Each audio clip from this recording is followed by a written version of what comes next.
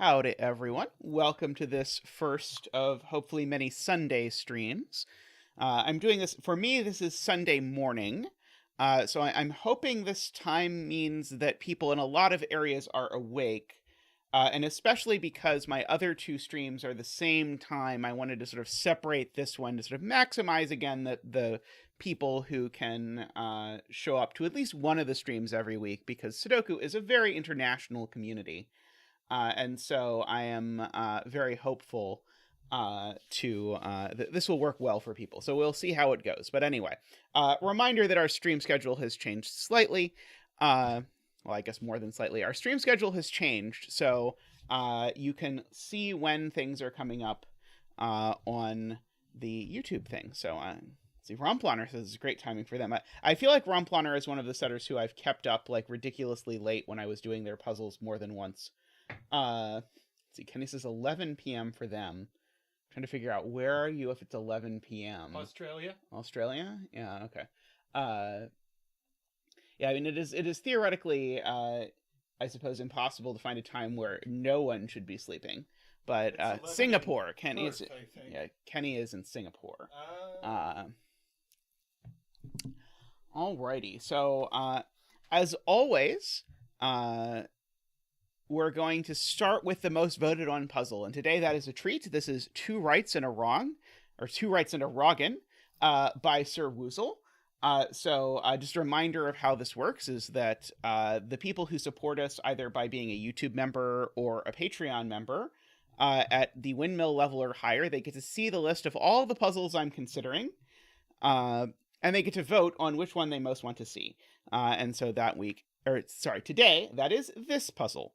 Let's see, sometimes if I hold Zach up in front of the camera, it will make me look less yellow. I suspect I look yellow because it is horribly stormy outside today. That looks a little better, I think. So today, that puzzle was voted on here.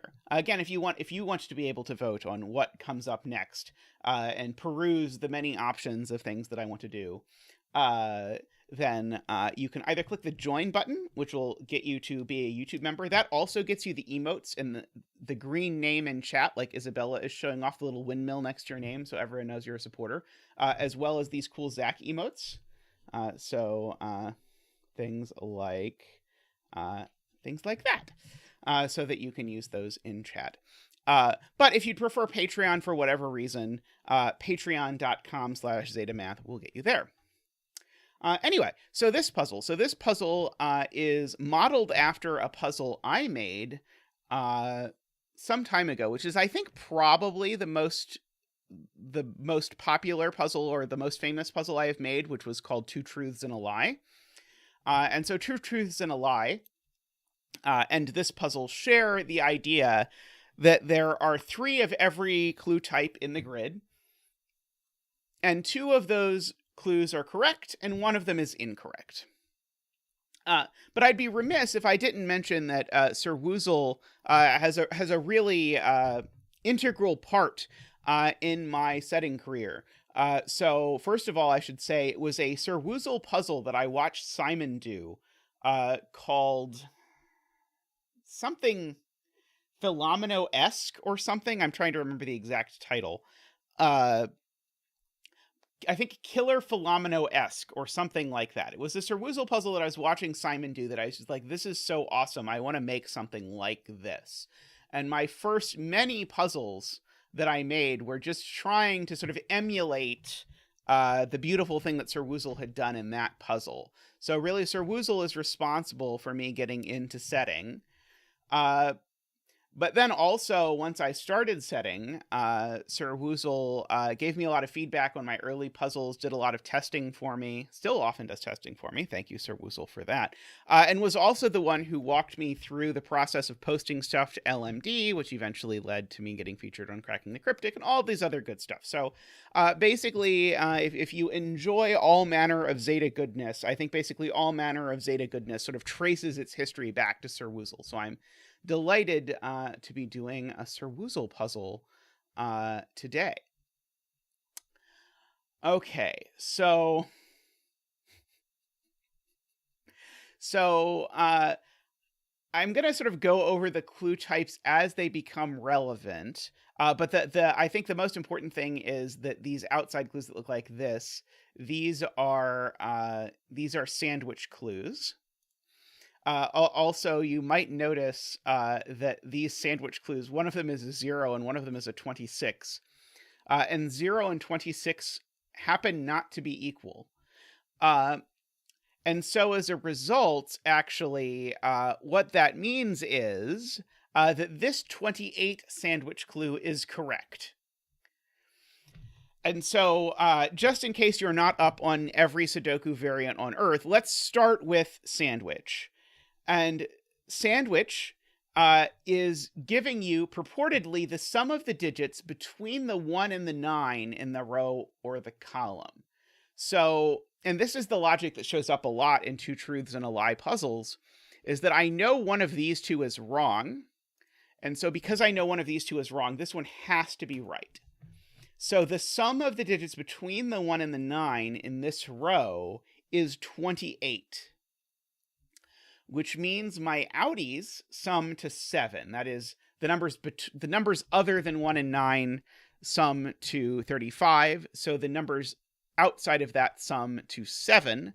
And so there are 1, 2, or 3 of them. That is obnoxious.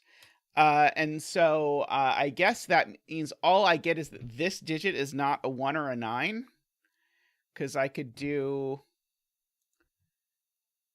28 like that. Yeah, I could do 28 in 4, right?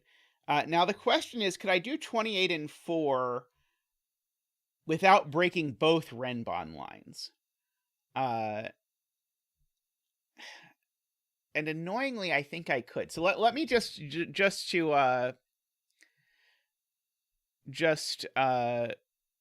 figure out, let me just try just this. So let's imagine I make this the sandwich.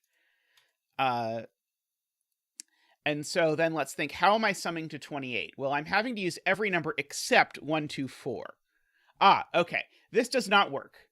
Because 1, 2, 4 is definitely not a valid renban. But over here, one of these renban is going to have a 3 on it. The gray diagonal lines are palindromes. Yeah. Tom, that is correct. So actually, if I try to put a crust here, that is, if I put a 1 and 9 here, then I actually break 2 of the renban at least. That's not going to work. And so the same would happen if I made these, if I made these the endpoints. That won't work either, because again, I'm going to break 3 different renban, the 1, 2, 4, and the 3. And so actually, and I'm going to just denote this like this, the 1 and the 9 in row 2 are not here. So the 1 and 9 in row 2 are specifically on the outer renban, 1 on each. Now,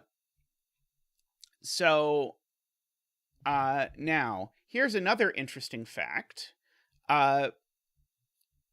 Whichever of these has a 9 on it is going to break the gray square. Oh, you can't have 3 outies because 1 is a crust. Oh, yes. Crispy is completely correct. I was just... 1 is a crust. I don't know how I was putting 1, 2, 4 out there. It's early in the morning here for Zetas. Yeah, so Crispy's right. I went through way too much work to break that. But anyway, whichever of these has a 9 in it, it's going to break the black dot on that side. So if there's a 9 over here, these are 9, 8, 7. No combination makes that black dot work. If this is a 9, 8, 7... Hey, Sir Woezel, welcome. Glad to have you in chat. Glad you could make it. If there's a 9 over here, that's going to break this 9, 8, 7. Or that's going to break this if this renban is 9, 8, 7. So if the 9 is on the correct renban, it breaks the black dot. Okay. Interesting. I was thinking that was going to tell me that this black dot was definitely correct, but I'm realizing now I think it does not guarantee that this black dot is correct. Because I know either one of the renban is a 1, 2, 3, or one of the renban is a 9, 8, 7, but I don't know that both of those are true, because it could be that one of those is the broken one. If one of the renban is 1, 2, 3, does that break the other two black dots? Yeah, if this renban is 1, 2, 3, it breaks. Because if this renban is 1, 2, 3, the only black dot I can make is 4, 8. No, that's okay. That's fine. Never mind. Sorry, that's okay, because I only need one more black dot, because I can make 1, 2, 3 work with the black dot. That is acceptable. Okay, so I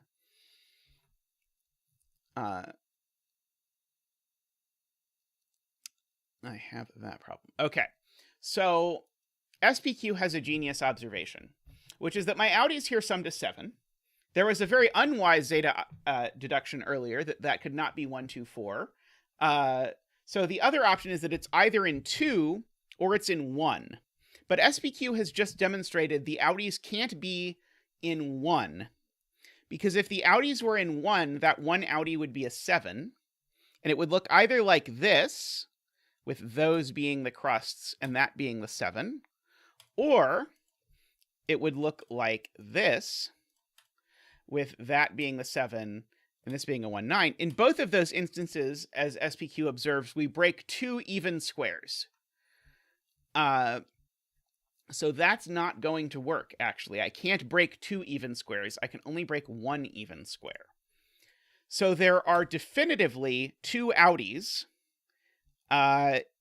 in this row that sum to 7. So we have 2 outies that sum to 7. And keep in mind, they're not 1, because 1 is not a valid outie. So it's either 2, 5 or 3, 4. And so these cells in particular, I guess this is a silly thing to say, they're 1, 9, 2, 5, or 3, 4. But we have that.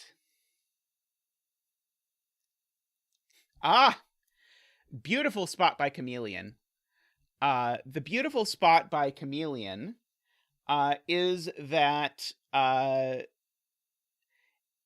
can't... So remember, I know there's a 1 and a 9 on these outer fringes of the row.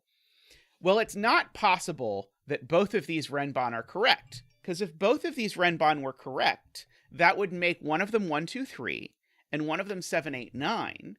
And that would make the middle one 4, 5, 6, but that would be a third one that was correct, which would break the rules. So actually, what that means is this renban is always correct. I'm going to mark that by sort of greening the cells here. Thank you, Chameleon. That is very smart. Okay, so this renban is always correct.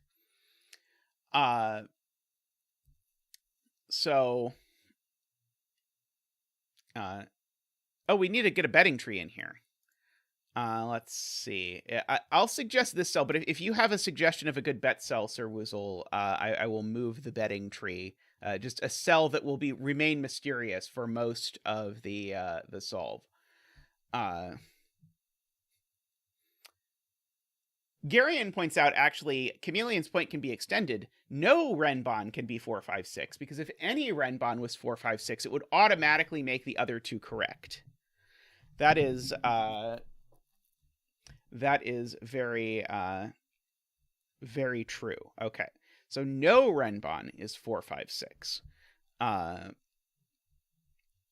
Okay, and this even cell is always... No, that's not true, right? It's not true that this even cell is always correct, right? I could do...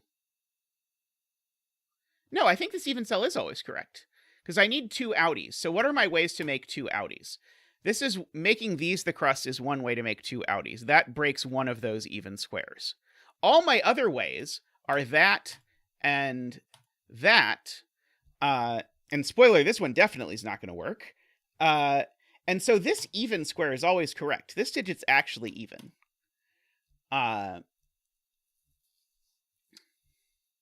Let's see. How horrible will it look if I put a green line over this to indicate that the renban is correct? I'm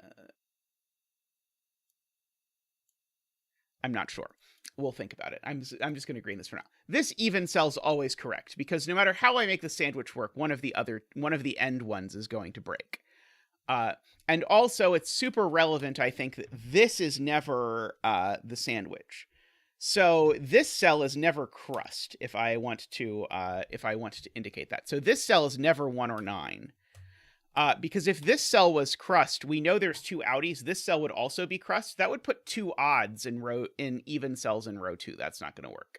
So this is definitely not crust. So that is nifty.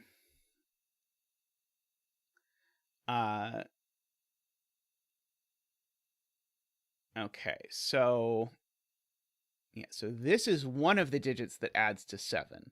So either these 2 digits add to 7, which would horribly break this black dot, or these 2 digits add to 7, which is also possible. It would put a 1 and a 9 here and here. I'm just eyeballing if this being a 1-9 pair is problematic for some reason. I mean, I feel like there's medium odds that we're going to finish row 2 before we look at the rest of the puzzle. Row 2 certainly seems like the telegraphed, this is what you should look at thing. Although I'm now noticing in column 2, there's a few white dots that are on German whispers, and it's going to be pretty hard to put a white dot on a German whisper. But for whatever reason, my brain went to here, so we're going to keep looking at this for now for a moment.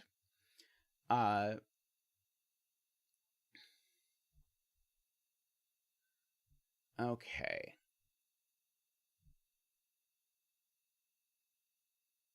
So, Garion points out there's no 2 on this renban, because if there were a 2 on this renban, remember the 1 is not in this box in this row. The 1 is in one of the outer flanges.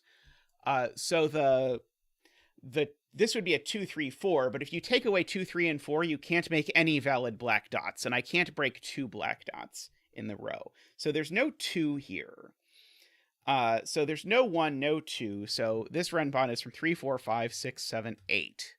At the absolute sort of like outset, which actually does almost bring us to knowing a digit that has to be on here. Not quite yet. Let's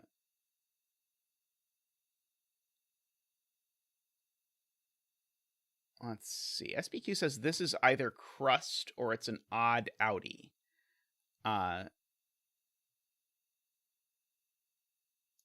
I'm slightly confused by that. Let's see. Okay, we could count evens in row 2, actually. Let's count evens in row 2. 2 of these cells are even. At least one of these is even. I guess this is not quite enough. Almost.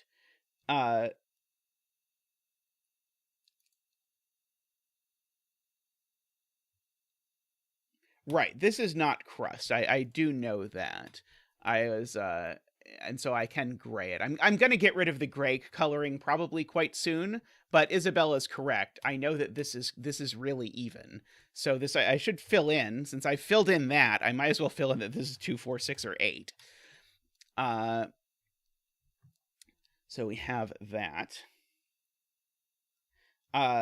Smart point from Romplaner, a bit distracting from our looking at row 2, but we know this German whisper is correct because of the point about the statement about being on a green line is that the 2 digits on a green line have to differ by at least 5, and the statement about a white dot, it's funny, we were just talking about how green lines are really actually dots, not lines, but means that they're consecutive, and it can't be both. So actually, this dot is correct, and this line is correct. So these really are consecutive. This really is a whisper line. Hey, Anti-Knight. So this digit is not a 5, a 4, or a 6, at the very least. Hey, Naverio, how are you?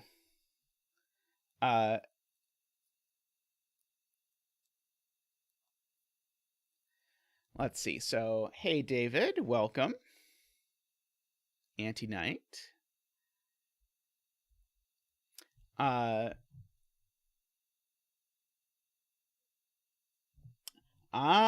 Right. Okay. So, Garion points out there can't be a 3 on this renban either. Because if there were a 3 on this renban, it would be 3, 4, 5. But then it's impossible to make the two outies add to 7. So that's a great spot. So there's no 3 on this renban.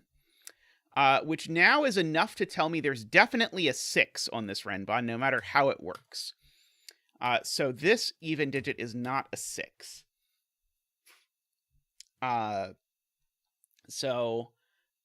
Would 4, 5, 6? 4, 5, 6 would also break. Because if this are 4, 5, 6, I still could not make 2, 5 or 3, 4. So there's no 4 on this renban either. So there's also a 7 on this renban. So there's a 6 and a 7. The 7's a little less exciting. Yeah,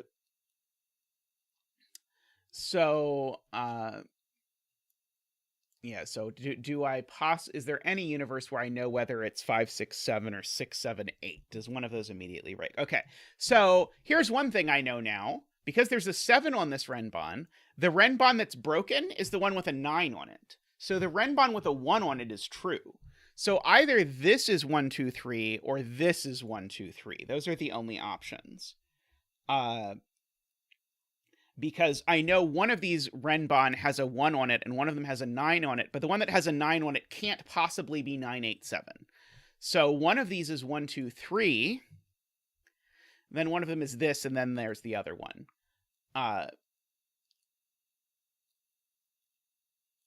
In fact, earlier, actually, I just ruled out the possibility that it was 4, 5, 6, but Garion pointed out earlier, actually, I know from first principles, this can't be 4, 5, 6. So there's a more elegant proof that Garion gave earlier that this renban could never possibly have been 4, 5, 6 in the first place. Okay, so which of these is going to be 1, 2, 3? Probably not the one. Oh, maybe it is the one that's in a box of the Whisper. If this is 1, 2, 3, I would need both of these to be high. See, J-Lo has a point I'm supposed to look at. Let's see. If you put the 1, 9 pair in row 2, column 1 and 7. So the crusts here. So J-Lo, I think, is trying to disprove this pair of crusts. So if I do that... Oh, I just can't do this for other reasons. Because that makes this over here either 2, 5 or 3, 4. And this being 2, 5 or 3, 4 just doesn't work. Because if this is 2, 5 or 3, 4, then it breaks my 1, 2, 3 renban I need. Because remember, one of these boxes has a 1, 2, 3. And neither 2, 5 nor 3, 4 would allow that. So actually, my crusts for the row are always here. Oops. So I think I can get rid of the graying now. For this. So this is always a crust. And so one of these sides, so this is, I should specify, this is now not a crust. Oops. Doo-doo. This is now a 1 or not a 1 or a 9. So I know one of these is bogus. They do add to 5. Sorry, they add to 7.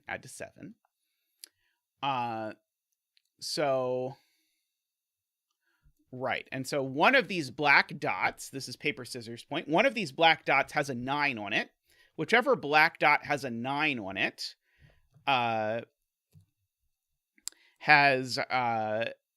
is false, because you can't put a 9 on a black dot. So that means this black dot's always true. We're going to put a green line over there to indicate that this black dot is true, which means that this is not a 5 or a 7. It's a 6 or an 8, which means that this is a 3 or a 4. And this being a 3 or a 4 tells me how I make 7. Because I can't make 7 as 3, 4 anymore. That would break. That's gorgeous. Okay, so this is actually a 2, 5 pair now on the outside. That tells me there's no 5 here. So this is really 6, 7, 8. These aren't 2. This isn't 2 or 8. So it's actually our first digit because it's not 2 or 8. And so this is a 4.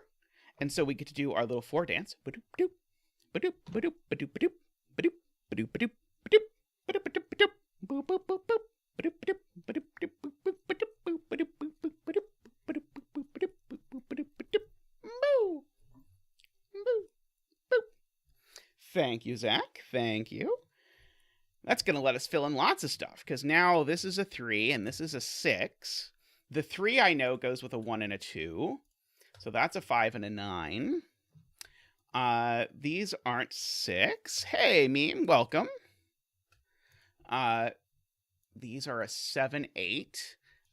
Possibly this is also a 6. Possibly.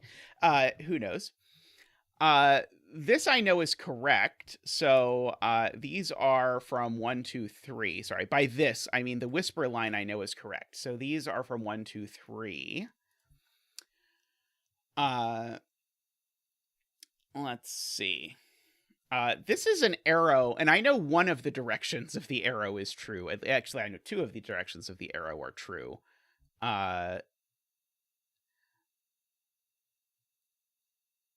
Oh, I know this white dot is correct somehow. Right, I know this white dot is correct, because I know these can't both be correct. So this is actually a 1, 2, 3, or 4.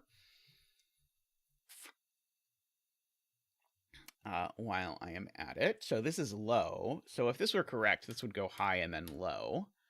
I don't know what that is going to tell me immediately. Okay, so either the 1 is up here, in which case it's the 0 sandwich clue that's correct, or the 1 is all the way down somewhere where I could make a 26. So 26 would require 2 outies, right? Or yeah, 26 would require 2 outies, or 3 outies if they were 2, 3, 4 exactly, which is not possible because I have too many digits out of 2, 3, 4. So if the 26 is correct, this is a 1, and these 2 add to 9. For whatever that is worth. I want to figure out what this cell could be by looking at the fact that it's on 2 arrows, but I fear I don't know a lot. It's at least 3. It's not 4 or 5. It could be 6 or 7 or 8. Okay.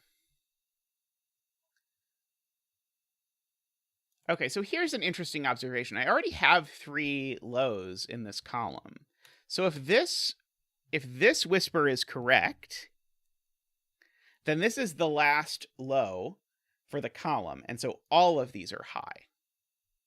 Otherwise, this whisper is correct, but it therefore can't have 2 lows on it, so then that would be low. Oh, that's backwards. Oh no, so these 2 are always high. That's the point. These 2 are always high, because either this whisper is the correct one, in which case that's the last low, or this whisper is the correct one, in which case these 2 have to be have to be high, because that'll be the last low. And by high, I'm including 5 here as a honorary high digit. So these are always from 5, 6, 7, 8. Does that break the 21 cage? If I made these, I don't think that does break the 21 cage, unfortunately.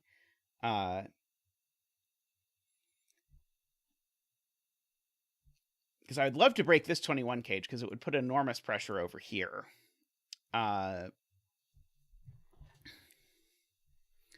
Let's see. There are 3 ways to make a 21 cage. Let's just look at what they are. They're 4, 8, 9, 5, 7, 9, or 6, 7, 8.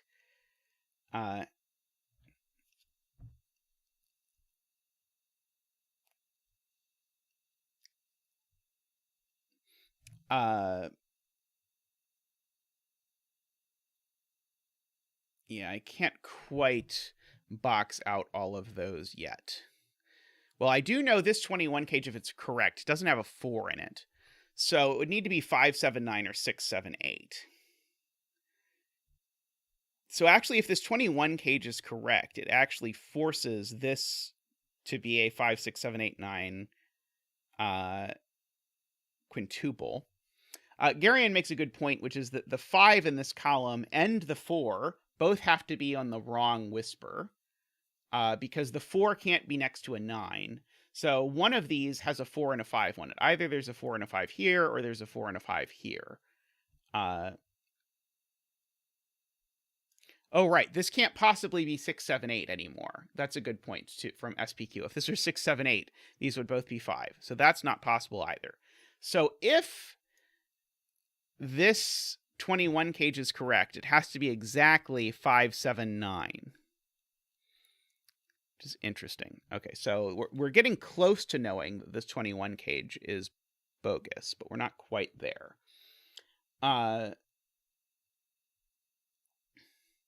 Let's see. Crispy says that the 26 sandwich, if I try and make this the correct one, so if I make it a 26, this becomes a 1, which makes row 4, column 2, the 4, right? If this is a 1, then this is a 4, which breaks the middle whisper. But then the bottom white dot has to be correct. Wait, okay.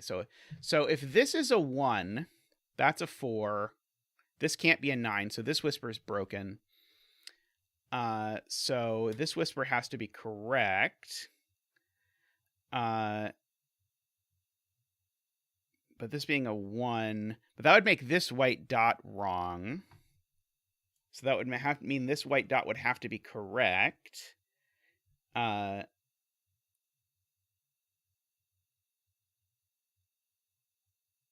Now, this would be the correct white dot, I think. No problem. It took me several iterations to process it. Okay, so yeah. So if this is a 1, though, how am I adding to 9?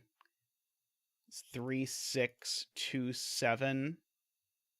I'd never be as 1, 8, of course.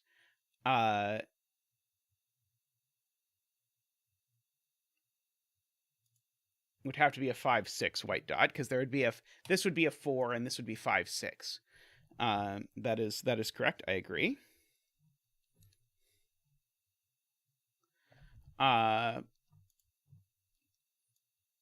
If this adds to 21, do I know anything about it? So then these add to 27, so these 3 would add to 18. No, that's okay, I think.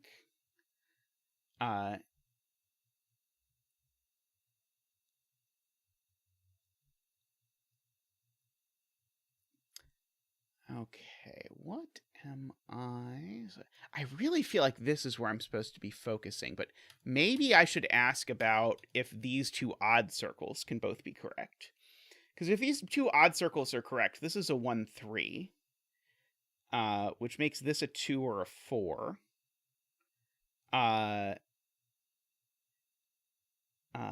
Oh yeah, this is delightful. Yeah, so that would make that a 2 or a 4.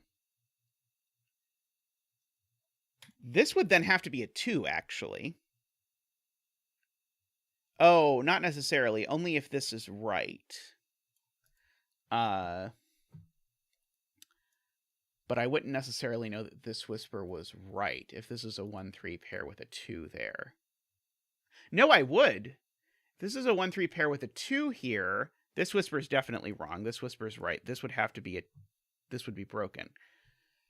Oh boy, okay. If this is a 1, 3 pair with a 2 here, I think we're broken. Hey, Math Pesto. If this is a 1, 3 pair with a 4 here,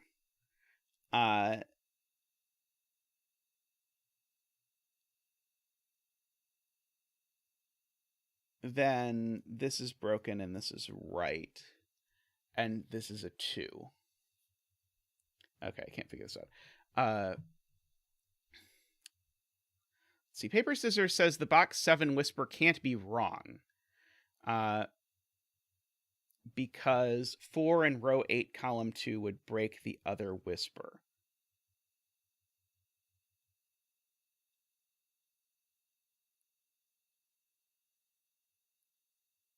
Okay, so if this whisper is wrong, the point is, in order for this whisper, I think I am missing a key ingredient, because oh, right. The wrong whisper in this column has a 4. So if this is wrong, it has to have a 4 and a 5. And so then there's not enough lows to make this one right. So if this whisper is wrong, it takes the 4 for the column, because I can't put the 4 on a correct whisper, because the 9's already gone. And so if this whisper is wrong, it takes the last low from the column and makes this whisper also wrong. So this whisper is not wrong. This whisper is right. Gorgeous, gorgeous point to paper, scissors there. So this whisper is correct. So it doesn't have a 5 on it, that's for sure. This white dot is definitely wrong. We're going to red over that. So this white dot is correct. There's definitely a 4 and a 5 in these cells.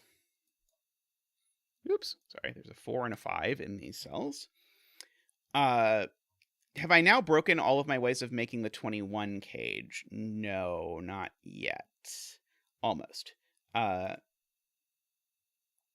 Okay. This digit's got to be quite low. Even 3 is too high, so this is always a 1 or a 2. Because 3 can't go next to 7 or 6. So this is always a 1 or a 2, which gives me a 1, 2, 3 triple in the column, which makes this a 4 by my 1, 2, 3 triple. By the way, I was supposed to put a green line over this dot, and I got distracted. So that makes this a 5, 6. Because this is a true white dot with a 5 on it that doesn't have a 4 on it. So this is a 5, 6. These are not 6. They are 7, 8. 4 is next to a 3. So that's not 3, and that's not 3.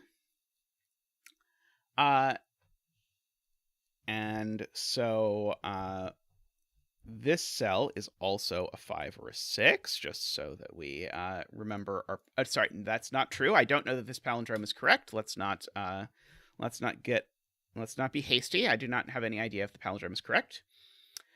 So yeah, so these are bogus, and yeah, if this is the one,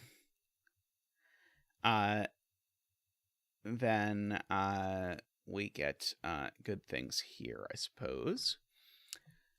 Okay, so, but now the 21 cage is wrong, because now there's a 7 in the box, and so we've ruled out the last way of making 21. So this 21 cage, it's now naughty. It is not correct. So these two 21 cages, they are correct. So this 21 cage is correct. Oops. I guess I can go around the border like that. This 21 cage is correct, and this 21 cage is correct, just to make it super clear what's going on. Either that or just to make it super colorful, whatever. So this 21 cage is correct. So this can't possibly be a 6 or a 7, because if this were a 6 or a 7, I could not get to 21, because these two digits are both less than this digit. So this digit's an 8. And now I can't put a 9 in here, because that would have to be on a... Oh, wait, sorry, I don't know that the arrows are true. Sorry, I don't know which of these arrows are true. These might not both be true. Okay, but if this was a 6, at least one of them would be true. And the only way that I could make this work with a 6 is if this were 6, 7, 8. So this still can't be 6, because if this were a 6, I'd need to make these a 7, 8 pair. That's not going to work. If this were a 7, then as long as I make one of these two cells a 9, I'm okay. Maybe I should think about that slightly more.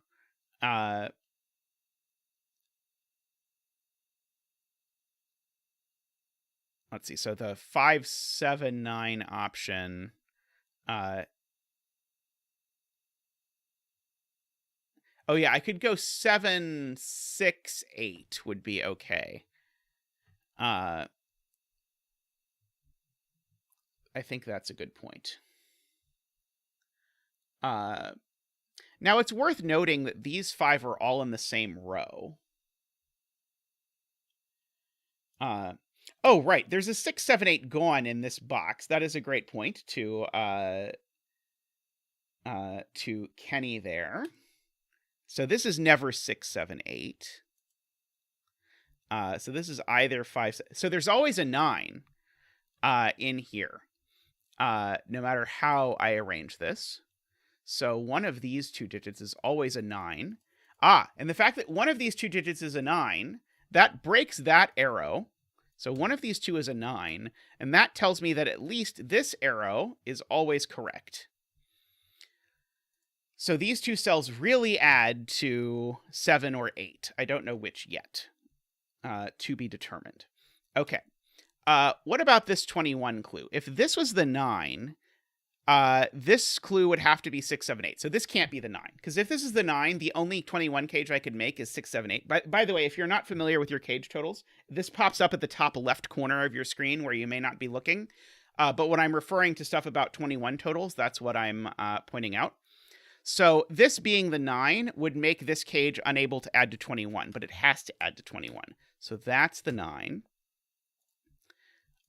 This is the bogus arrow. This is the correct arrow. Okay. So now the 9 goes with either a 4 or a 5 to go with a 7 or 8. So this is always a 4 or a 5. Let's just look through the options. So this could be 7, 4, in which case this would be 3, which it can't be, or 7, 5, in which case this would be a 2, or 8, 4, that's not going to work, or 8, 5, 8 doesn't work either way.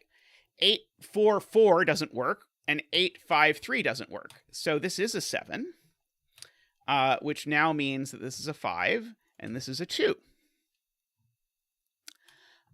So now this 21 cage now doesn't have a 7 in it, so it has to be 4, 8, 9 exactly. Oops.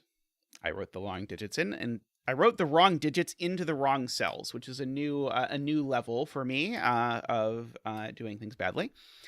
Meaning that the rest of this row is a triple, or sorry, is a pair. It's 1, 2, 3, 4, 5, and a 6. 1, 6. And we know the order. So that's a 1 and that's a 6. I wish it had gone the other way. It would have been way more useful. But hey, what can you do? These 3 digits now are 1, 2, 3, 4, 5, 6, 7. These 3 digits are 2, 3, 4, 5, 6, 7, 3, 4, 9. And these 3 digits are 1, 2, 4, 5, 6, 7, 8. Is the answer. I wanted to see if that's going to tell me anything interesting about this 16 little killer. I'm not sure I really want to think about this 16 little killer, but it seemed vaguely appealing. Maybe this 35 little killer, where I'm sort of slowly filling in lots of stuff. Let's see.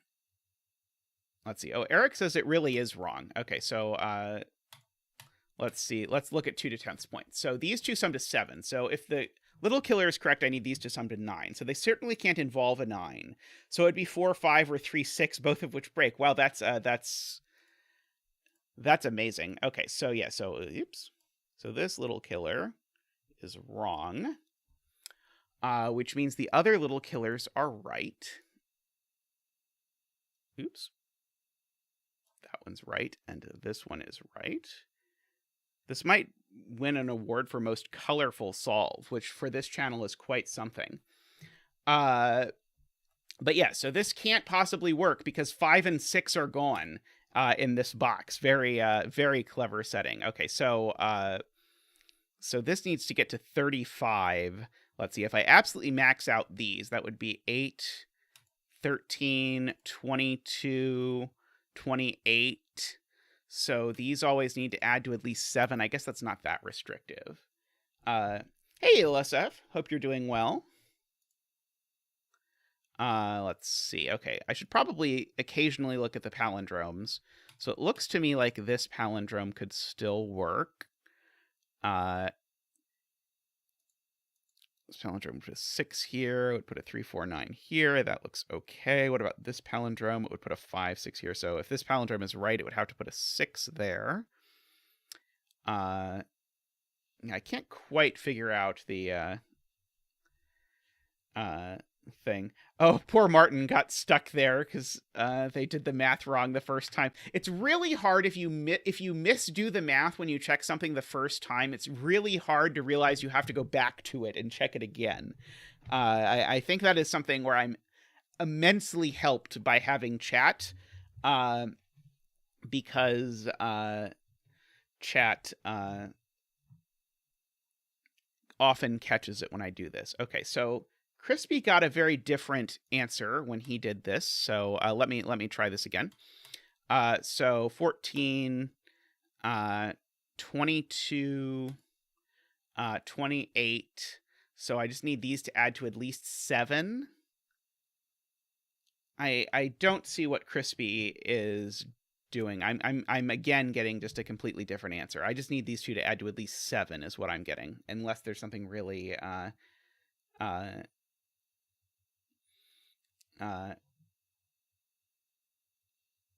minimums. But if you minimize, then I don't get that this cell has to be big. If I minimize, I get that this cell has to be small, right? Didn't you say? Oh, maximum. Sorry. Maximum. I read minimum. Okay. So minimize instead. Okay. So the minimum here is 7, 12, 21, 26. It was just my bad. I just misread what Crispy had written. So 12, 21, 26. So these two need to add to at most 9. So in particular, because they have to add to at most 9, this one can't be a 9. And so then these two again have to add to at most 9. This one's at least 3. So this cell has to be at most 6. So it's 1, 2, 3, 4, 5, 6. And it's not 4, 5, or 6. So this can only be a 1, 2, or 3. By magic. Okay.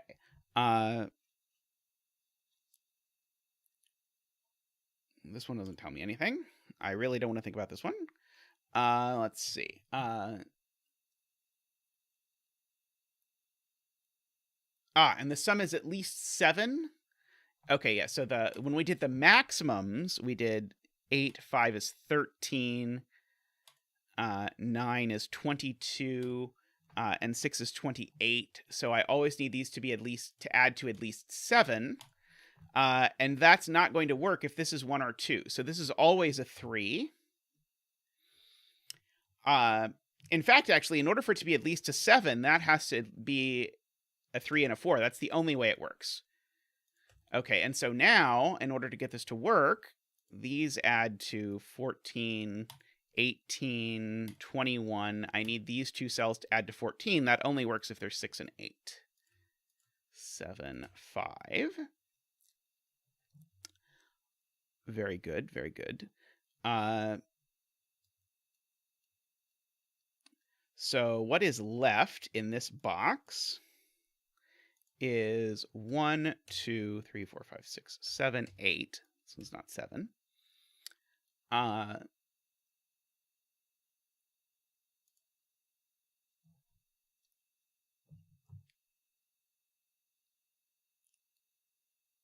When we say the palindrome is lying, which palindrome is lying? Reflected cell can't be a 5.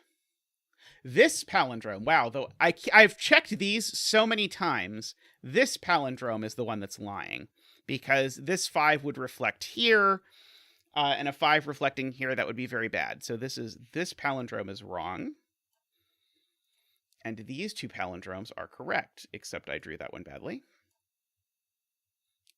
Let's do that. This one is correct. So that's going to give us digits all over the place, because now this has to be a 7. This has to be a 6. This has to be a 3 or a 9.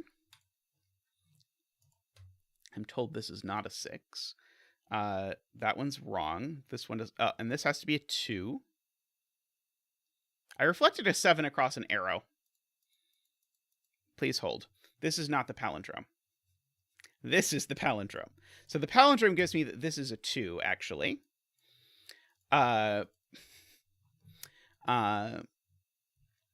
This palindrome still gives me that this is a 6, and this is a 3 or a 9, yes.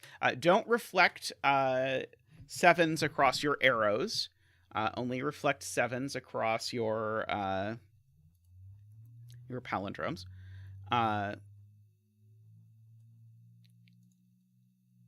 So that is not a 6. It's not a 2.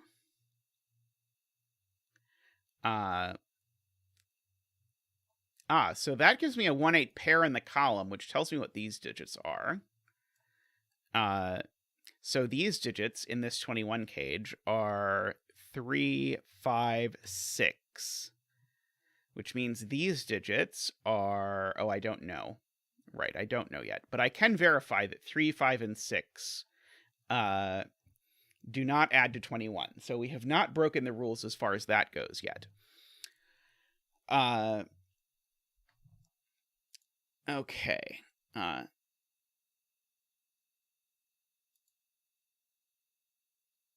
Okay, so do I know what this arrow is? It doesn't have a 6 on it.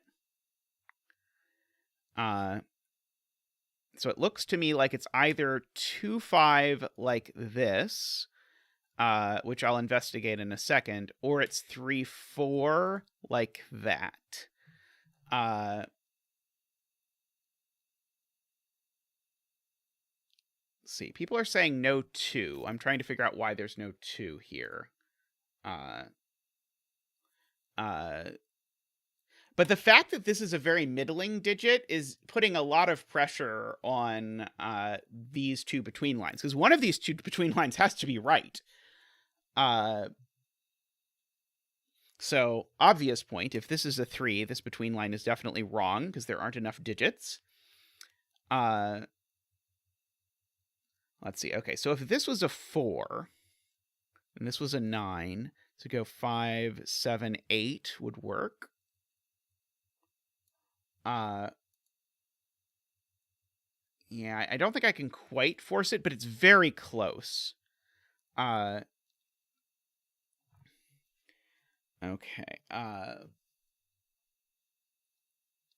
Let's see. How stubbornly can Zeta refuse to think about the fortress clues? Is part of the ongoing saga. Okay.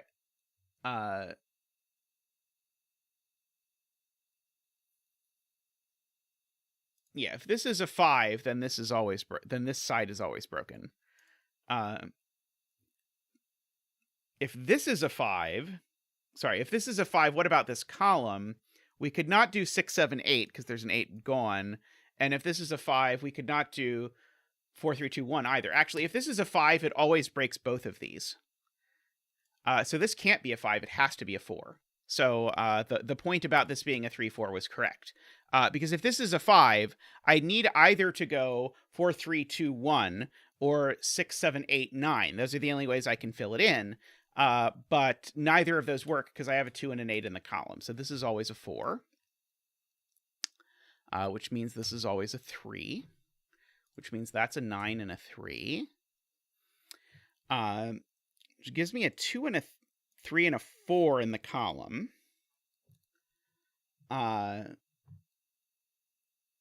So if this wants to work, it had better be going up 5, 6, 7, and 9. In fact, actually, that's the only way it would work, is if this was 5, 6, 7, 9.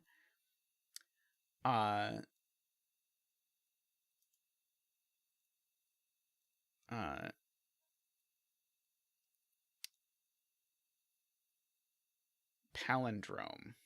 Ah, yes, the 3. Haha, the 3 comes over here. Good.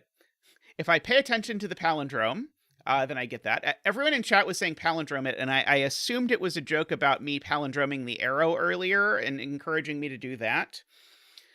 So, fun fact, you cannot make a 3-4 between line with 3 digits in it. There's only 2 digits between 3 and 4.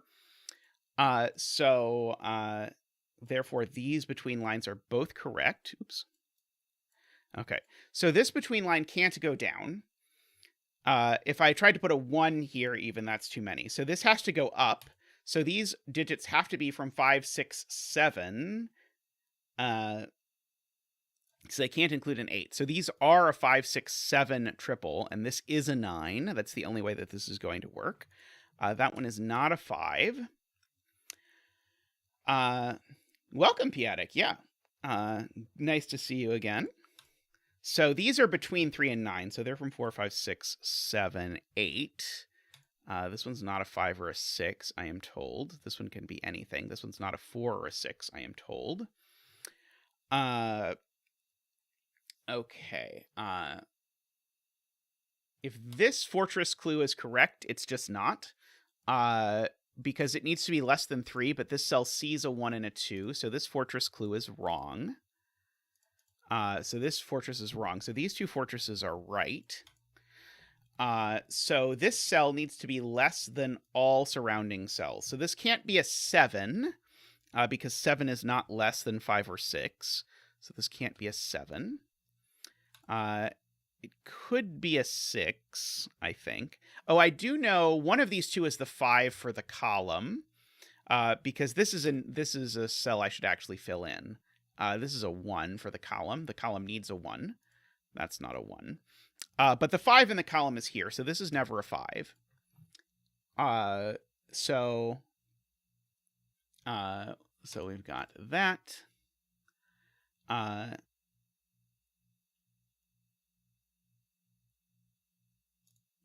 Oh, if this is a 6, I would need to put 7, 8, 9 in all of these cells. So actually, this can't be a 6 for basic fortress reasons, not for fancy fortress reasons. Because if this is a 6, I would need to make all of these digits bigger than 6, which they could only come from 7, 8, 9. So actually, yeah, this can't be a 6. But it has nothing to do with the box logic. It is just because of fortresses being fortresses. So this is not a 5. Okay, so let's go back to, could this cell be a 6? No. So this cell is less than 6. So this cell can only be a 1, 2, 3, or 4. And it can't be a 1. So this is a 2, 3, or 4. And one of these, I don't know if it's this one, though. I was going to say one of these thermos is right, but that only tells me something about the bulb, not something about this. So these digits are always from 3, 4, 5, 6, 7, 8, 9. Let's see. That one's not a 3 or a 5. That one's not a 3 or a 5. That one's not a 6 or a 9. That one's not a 6. Was not as exciting as I'd hoped.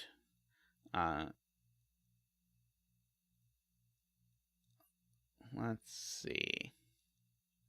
So actually, I know that there are only 6, 7, 8. Yeah. So this digit's always from 6, 7, 8 because it's bigger than 5. And it's not a 7. So this is always a 6 or an 8. These digits are 1, 2, 3, 4. These aren't 1 or 4. So these are a 2, 3 pair. So these are not 2 or 3. So these are a 1, 4 pair. Therefore, these two digits are from, let's see, I need a 2. Oh, I've got the 2. Where is the 2 in this column? It's exactly there. And then the remaining thing is this cell is 6 or 8, because the column needs a 6 and an 8. They go there, and so that's the 8 and that's the 6. So that's the 7 and the 8. That's the 6. That 7 looks over and gives me the 8 and the 7 down here. That 6 gives me the 3 there. That 3 looks over. Actually, let's take the 6 and the 8 out of these two cells. 3 out of that one. These aren't 7 or 8. That one's not 7. See, you thought I pencil marked these prematurely, but look how useful they look now. let's see. So now my 26 sandwich? No, it's not quite broken yet. This isn't an 8, though. Let's see. So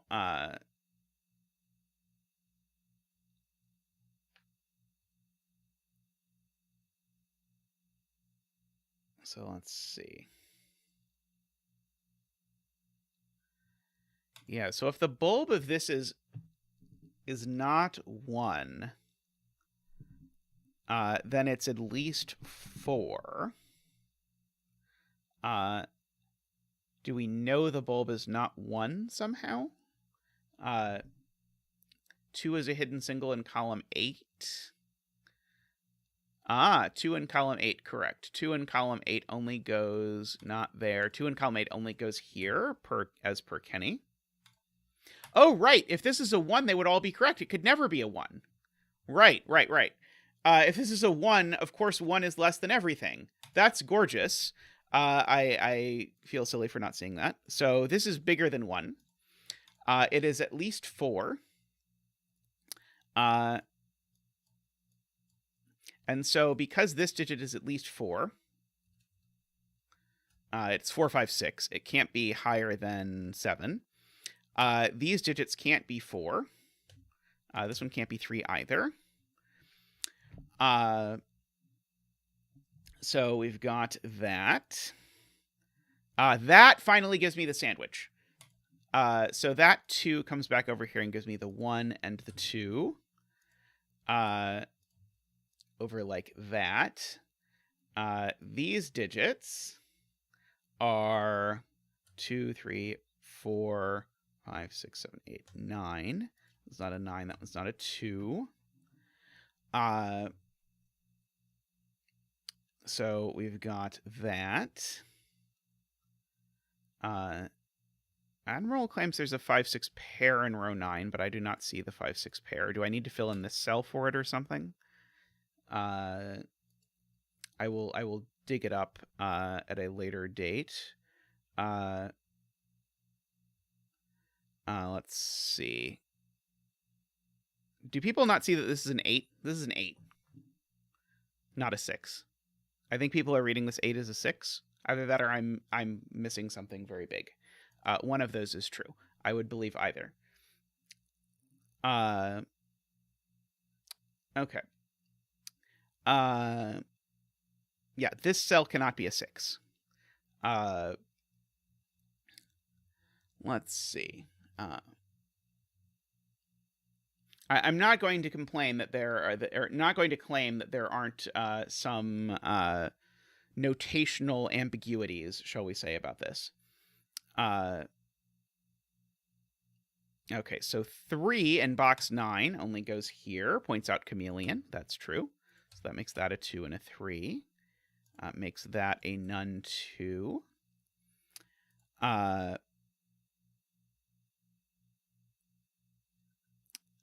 Okay. Let's fill in this row just to see if there's anything going on. So this row needs a 1. It's got a 2, 3, 4. It needs a 5. It's got a 6. It needs a 7. It's got an 8, and it needs a 9. Okay. So that's not a 1. That's not a 1 either. That was not hugely helpful. This 4-9 pair now actually tells me that this is a 2. Very good. Thank you, Tristan. And Kenny. At the very least. Probably several other people saw that too. So let's see. So I probably have to fill these cells in and just hope we don't accidentally discover the value of the betting tree. 2, 3, no, not 2. 3, 4, 5, 6, 7, 8, 9. 5, 7, and 9. That's not a 9. That's not a 5. Okay. So we could try to maximize this diagonal maybe. And so this is 3, 9, 11, 15, 22, 31, 32, 39. So I think the diagonal has to be maximized if I did that correctly. 8, 17, 24, 28, 30, 36, 37, 39. Yep. Yes, this is a great puzzle. And we have to maximize this. So that's a 7, and that's a 6. Let's see. So that's a 5 and a 6. These are not 9. That 5 looks down here and makes that an 8. The 7 looks down and makes that a 9. So that's not a 9. That's not an 8. The 6 looks down and makes that a 5. The 9 looks over and makes that a 4 and a 9. 4 looks right and makes that a 7. That is not a 6. This is not a 5 anymore. It's a 4 or a 6. The 8 looks up and makes that a 4 and an 8. This is now apparently a 7, if I just mindlessly follow the red dots that Sven has kindly given me. 5, 1, 7, 8. 1.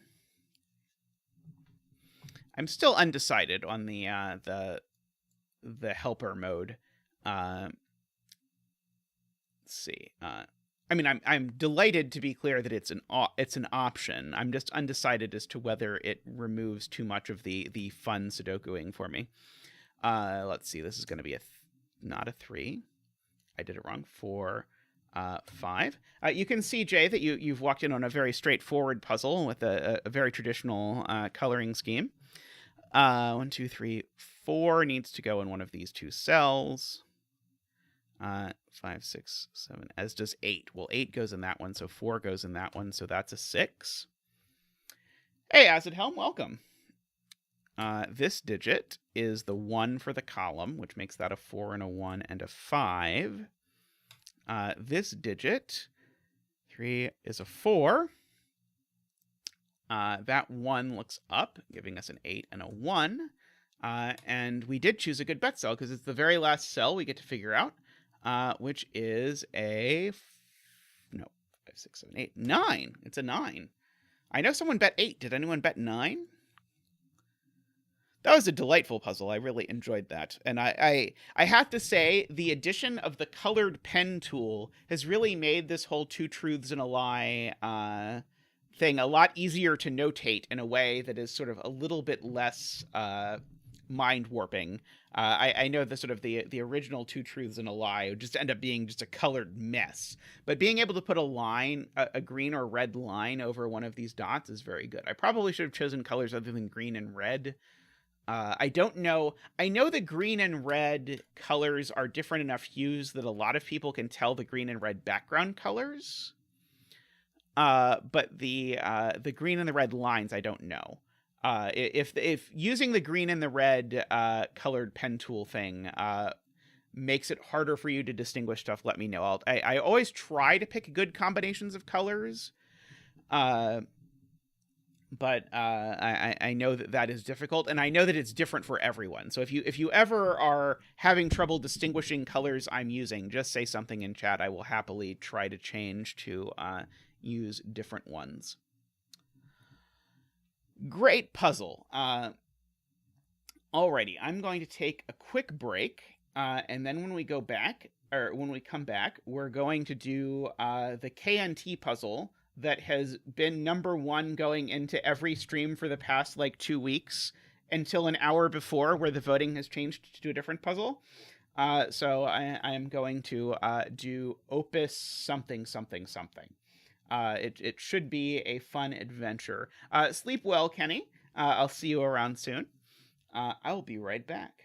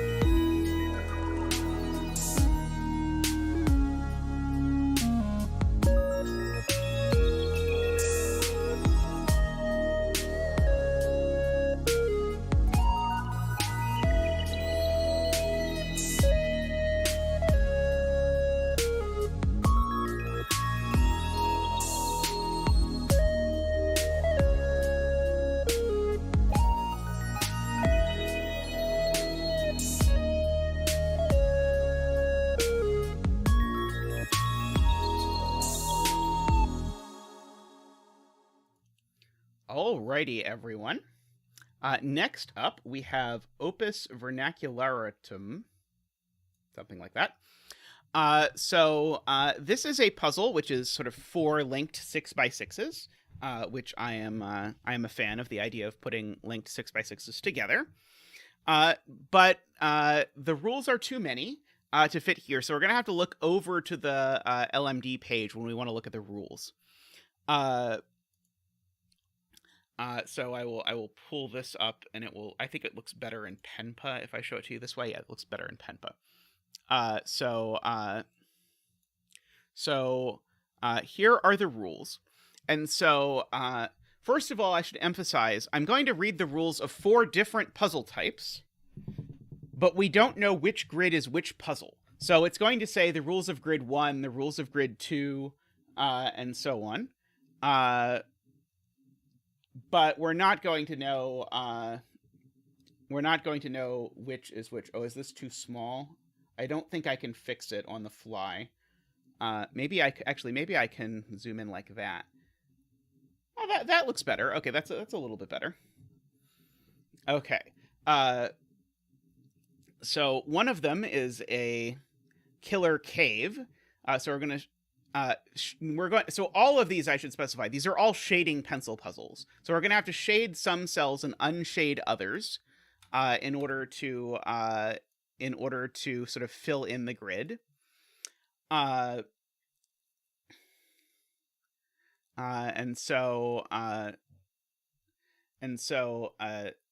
clued cell gives the sum of all the cells seen within the cave in all 4 orthogonal directions. A circled cell indicates the number of cells seen within the cave in all 4 directions. Digits may not repeat in the field of vision. Okay. Let's just go over that. So I don't know if this is the cave or not, but let's pretend it is. So we'll make this unshaded, this shaded, this shaded, this unshaded, this unshaded, and this unshaded.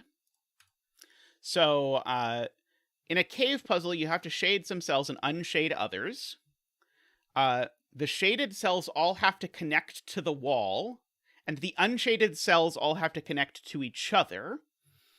And when you look at a cave clue, what you're always looking at is all the cells in all directions seen by that clue. And you can't see through cave walls. So in this case, this would be saying the sum of all of these cells is 10. But additionally, we also have that digits can't repeat in the field of vision of any type of clued cell. So if this were indeed correct, this 10 would have to be 1, 2, 3, 4 because I could not repeat. Again, if this is a cave, etc.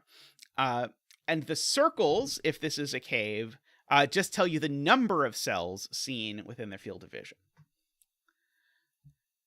Okay, so that's how a cave works.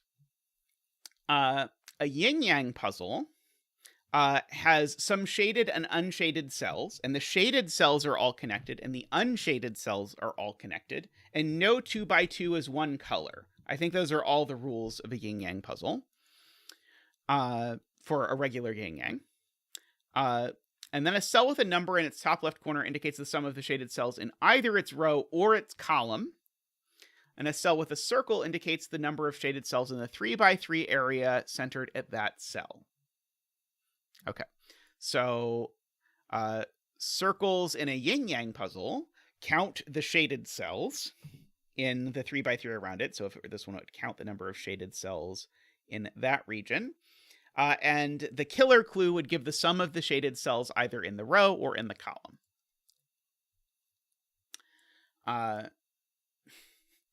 Nurikabi. Okay, so Nurikabi is, I think, the most evil of these. So shade some cells such that all unshaded cells are orthogonally connected, and no 2x2 is all unshaded. Shaded cells form islands, and on an island, digits may not repeat.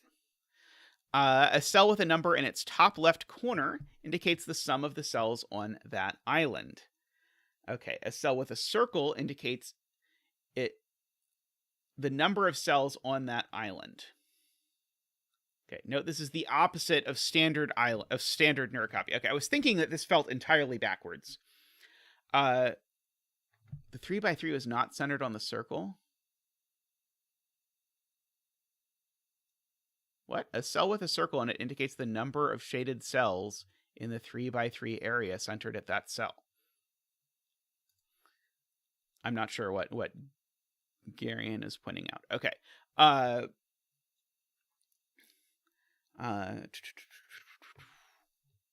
Oh, just my example, I just didn't pick a circle, so like this circle would be those 3x3, was what I was saying. Yeah, I think I just highlighted a random 3x3 and there was not a circle there. Okay, so we're making islands of shaded stuff in neurocopy. Islands of shaded stuff. And in the islands of shaded stuff, the circles tell us the size of the island, and the killer cages tell us the sum of the cells on the island. And additionally, I'm guessing it's also saying that all the clued cells are shaded if it's a neurocopy. So if it's a neurocopy, then both the killer clues and the circle have to be shaded, because otherwise there's no definition for what this means. Okay, and I already am going to point out I see something. This can't be the neurocopy grid. So I'm just going to pause and just say, I know this is not the grid that's the neurocopy, because if it was, these would all be shaded. But the unshaded cells are connected, so this can't be unshaded, so this would be shaded. But now these are all giving the same number, because they're all giving the sum of the shaded cells on the island. So that's a deduction for you before we finish reading the rules, but I want to record that because my brain is not going to hold all of this in at once super easily. This is not the neurocopy. So the neurocopy is one of the others. Okay. Okay, and then the last grid is a snake puzzle. Shade some cells such that all shaded cells are orthogonally connected. And form a one-cell wide path that does not branch or touch itself orthogonally. So the usual snake. A cell with a number in its top left corner indicates the cell is unshaded and is the sum of the digits of that orthogonally connected group of unshaded cells. Sorry,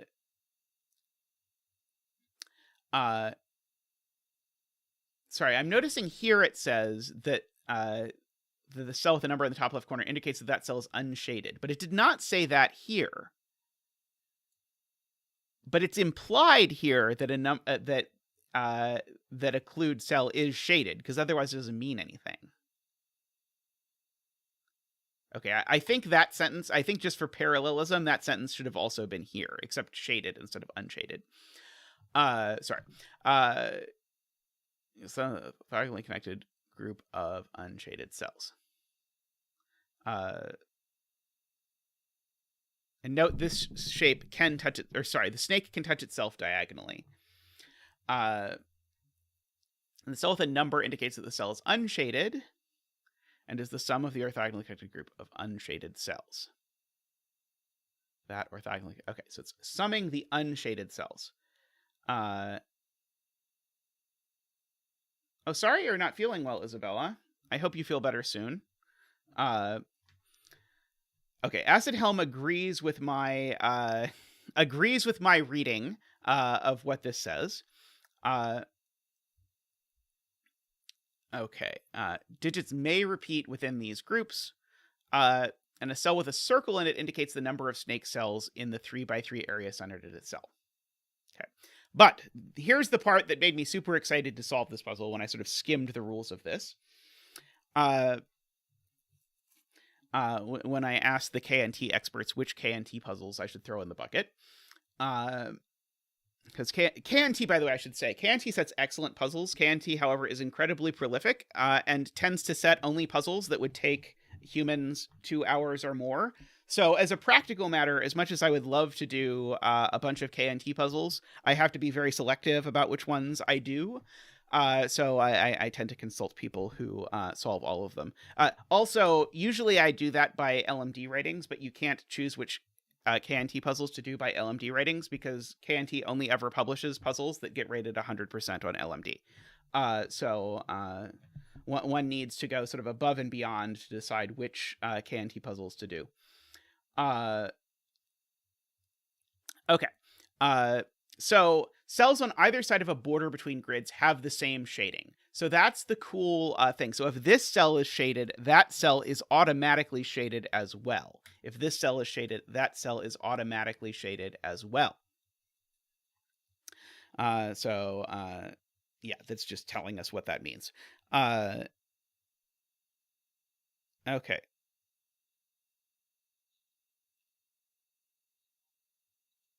All right. So I know this isn't the Nurikabe. Can I do any other this can't be the Nurikabe deductions? If this were the Nurikabe, what would happen?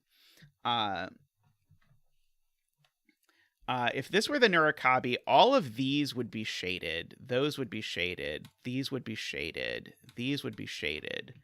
Then I would need I need to unshade this because I would need to connect the okay. Let me reread the Nurikabe rules again. So the unshaded cells are orthogonally connected, and the shaded cells form islands. Okay, so this can't be the Nurikabe either.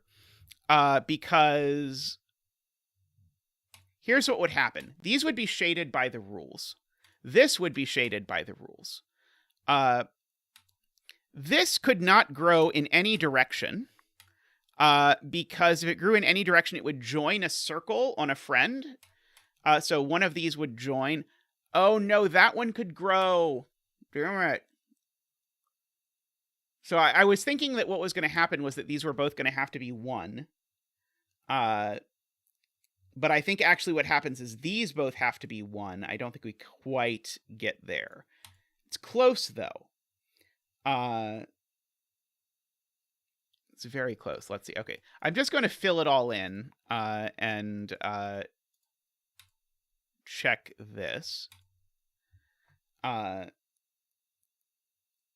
doesn't the top... Yeah, the top left would have to be shaded because it couldn't be unshaded. Is it possible the two 15 clues are referring to the same island? Let's see, because we did this math pesto puzzle with the rule, this rule I am not a fan of, where there were allowed to be multiple clues referring to the same thing. Let's see. It does not seem to tell me that I'm not allowed to have multiple clues on the same island. So I think these 15s could both be referring to the same island, I think. As far as I understand it.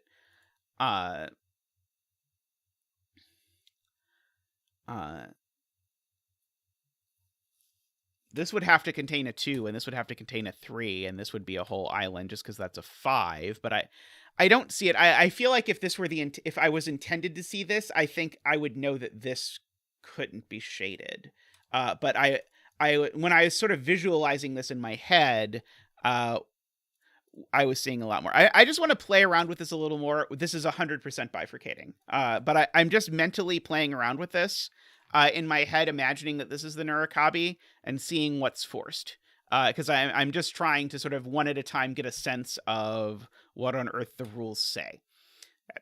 So all of this is forced by the fact that this needs to sum to 5. So that's going to be a 2 and a 3. This is going to need to be a 1 because, as I said, I can never have 2 circles on the same island, which is sort of a common deduction in these things. So this would be a 2 or a 3. It would come up there. This would go down there. Oh, sorry. I didn't realize I had not switched back to CTC mode. Thank you. Sorry about that. Yeah, I'm going to stick in the CTC mode even when I flip back to the rules, just for clarification. But I didn't realize I hadn't because I was not looking at myself. All right. These would have to go like that. This would have to come out. Okay, so this doesn't eventually break because these are still allowed to both be 1 because they're not in the same region or anything. This would have to be green. Okay. I'm just getting a hang of the Nurikabe universe. Okay, so I think basically I cannot reasonably conclude that this grid is not a Nurikabe. That is my my version. This one, though, we know 100%. This is not a Nurikabe, which is why I'm looking at the rest of these. What about this one? Could this be a Nurikabe? If this was the Nurikabe, I'd start with those shaded. This would have to be unshaded. That would have to be unshaded. These would have to be unshaded. But I can have a checkerboard. There's no anti-checkerboarding rule. This couldn't be shaded because of it would need to be a 3-cell region that summed to 4, which is certainly not going to work. Yeah, the 4 and the 6 look suspicious, but I also don't see anything wrong with this being a Nurikabe immediately. And what about this one? If this was a Nurikabe, all of these would be shaded. And man, that looks like there's no tension at all. So Garion suggests maybe the correct path is to do the opposite of what we're doing. So I think Garion is providing or is ascribing more intentionality to what I was doing than was actually there. But Garion's suggestion is very good, which is, okay, so this is not a Nurikabe. Can we rule out other things? So are there other things that this grid absolutely cannot be? So let's flip back here and let's remember what the rules are. So we have the cave version. The cave gives the sum of the seen cells in the numbered ones, and things can't repeat in the numbered ones. Okay, so and all of these would be unseen. So if this is a cave, actually, all of these are not cave. This 7 now already sees its maximum number of cells. So these would need to be 1, 2, 4, and the 7 would need to lose its ability to see any further. These would need to be 1, 2, 4 exactly. Neither of the circles could be a 1, because both of the circles already see more than one cell. This looks annoyingly plausible to me. Because I could make this a 2 by putting a wall there, and then this 4 could just extend 2 more over there. The fact that the 7 is immediately forced does make me suspicious that I'm supposed to be asking the question about whether this could actually be a cave or not. But I don't quite see it in my sort of preliminary glance at this. Okay, but I feel like the cave is the one I understand the best for whatever reason. Okay, the yin-yang one, a cell with a number in its top left corner indicates the sum of the shaded cells in either its row or its column. And the circle indicates the number of shaded cells in the 3x3 area. But the yin-yang doesn't actually tell me anything about whether it is shaded or not shaded, right?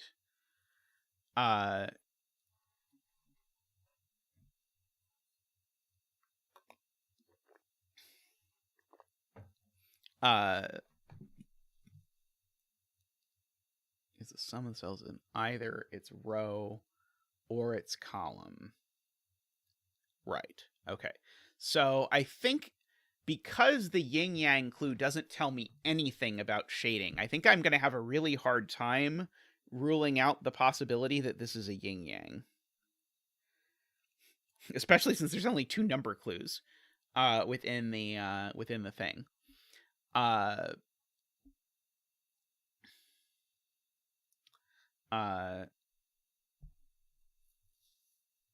So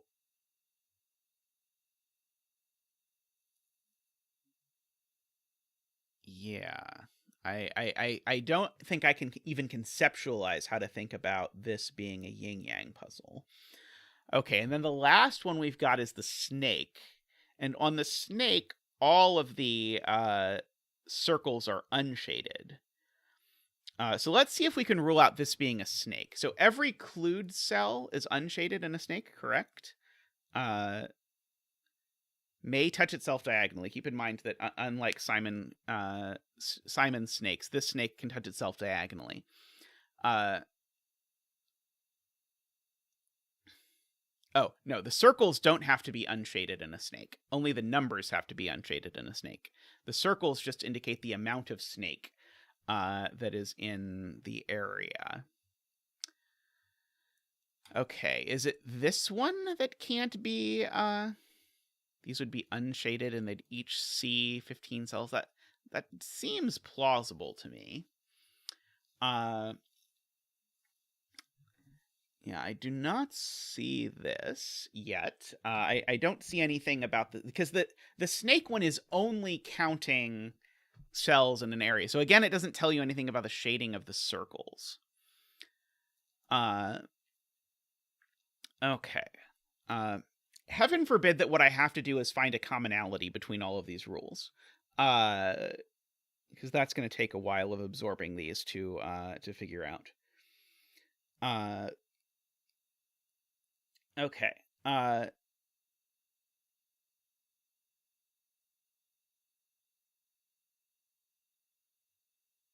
Okay. Garion is saying I should look at corner cells and circles. So let's look at corner cells and circles and see if there's any universal rule about this. So in a cave, a circle and a corner can be anything at once. It's completely unrestricted. It has to be unshaded, but it can be anything at once. Yin-yang, it's counting shaded cells in a 3x3, so it is at most 3. Okay, so in a yin-yang, a corner cell is at most 3. In a Nurikabe, it's island size, so it's unrestricted. And in a snake, it's counting something, so it's 1, 2, 3. So in 2 of the 4 versions, corner cells are restricted to be 1, 2, or 3.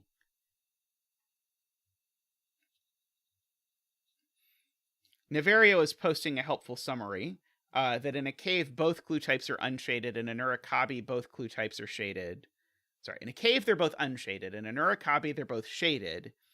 In a snake, one of them, the numbers are unshaded, and the circles, who knows. And in a yin-yang, they're both who knows.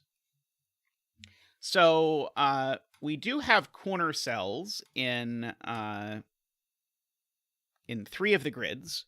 So here's my first deduction of the puzzle. One of the highlighted cells, at least, is a 1, 2, or 3. Because there are 2 puzzle types that force it to be counting something, and the thing it's counting will always be a 1, 2, or 3.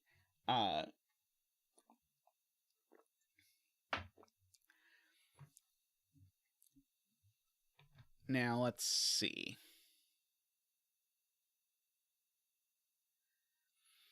And things like this 10 and 14 that are near each other are interesting in some puzzle types. Because in some puzzle types, they'd have to be separated in some capacity.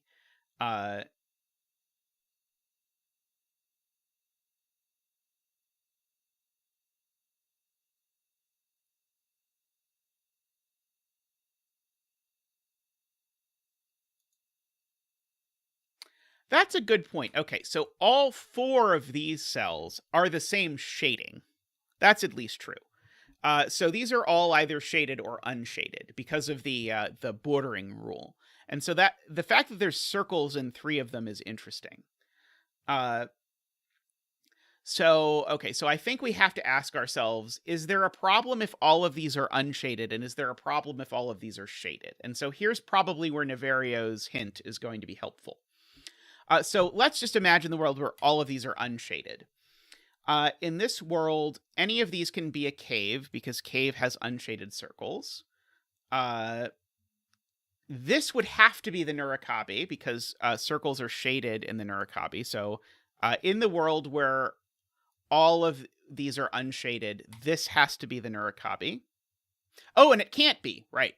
That breaks. Okay. So we have a deduction. These can't all be unshaded because, again, in a Nurikabe, the circles are shaded. So this has to be the Nurikabe. But in a Nurikabe, these are shaded. But in a Nurikabe, also the unshadeds are connected. So that's not going to work. Okay. So in fact, actually, all of these are shaded, which means this is shaded as well. Okay. So we have something. Okay. Now, that immediately tells us, as Isabella says, that this is the grid that's the cave, because circles are unshaded in a cave. In fact, all clue types are unshaded in a cave. So this is the cave. And now in the cave, this is the sum of all the cells it sees. It sees both of these two, and it's only a 5. So those are shaded. So therefore, those are shaded. This is shaded. And so these are from 1, 2, 3, 4. This 15 certainly has to get out in order to possibly sum to 15. Oh,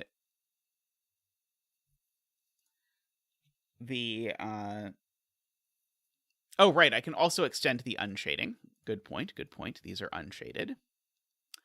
This is unshaded. Okay, so now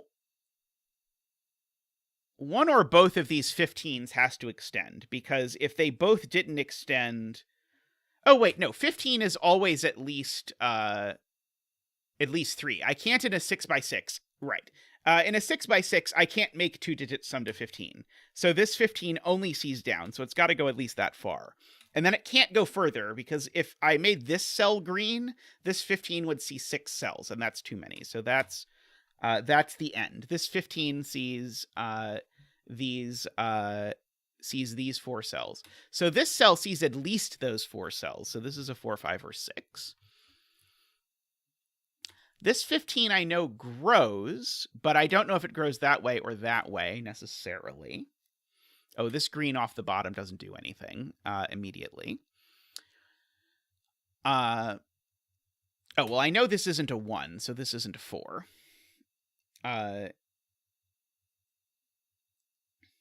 Okay. This is not the yin-yang anymore. I believe Isabella was pointing this out. Because in a yin-yang, because of the fact that I have to connect both of the... I have to connect both flavors. By the way, I'm going to do something I very rarely do, and I'm going to use the letter tool to write...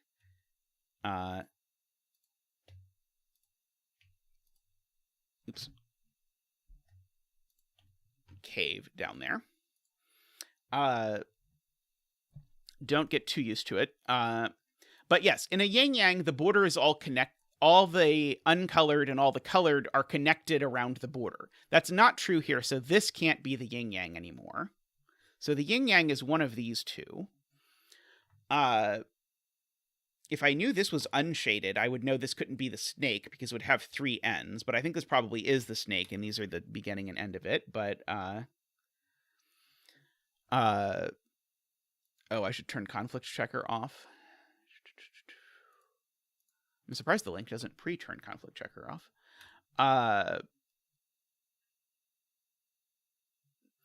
This cell can't be shaded, or sorry, this cell can't be unshaded, because if this cell is unshaded, this cell now sees 5 cells already, and that's too many. So this cell is shaded. So now the 15 here only sees 2 digits. That's not enough. So it needs to get down there to see at least 3. This could be 4, 5, 6 exactly. And that would be acceptable. The green has to connect in my cave. So because the green has to connect, this green has to get out, which means this isn't a 2. It could never actually have been a 2, despite the fact that I think earlier I claimed it had to be a 2. That was just a total fabrication. This needs to get to a wall. This gray cell needs to get to a wall, because all gray cells are connected to the wall. It can't get to the wall down here, because if it gets to the wall down here, I've separated my my unshaded stuff. So in fact, the only wall, because of this giant sea of green, the only wall this can connect to is this one. I should also specify it can't do something like this, because that would also cut off stuff. So this cell's always shaded. By the way, I could copy this unshaded over here, like that. Okay, and so this is a 4, 5, or 6. Okay, this feels like this is suddenly feeling more manageable, at least slightly.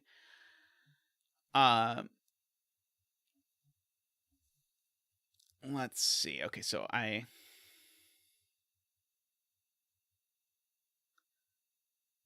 couldn't grid 2 be snake if the snake did something like this?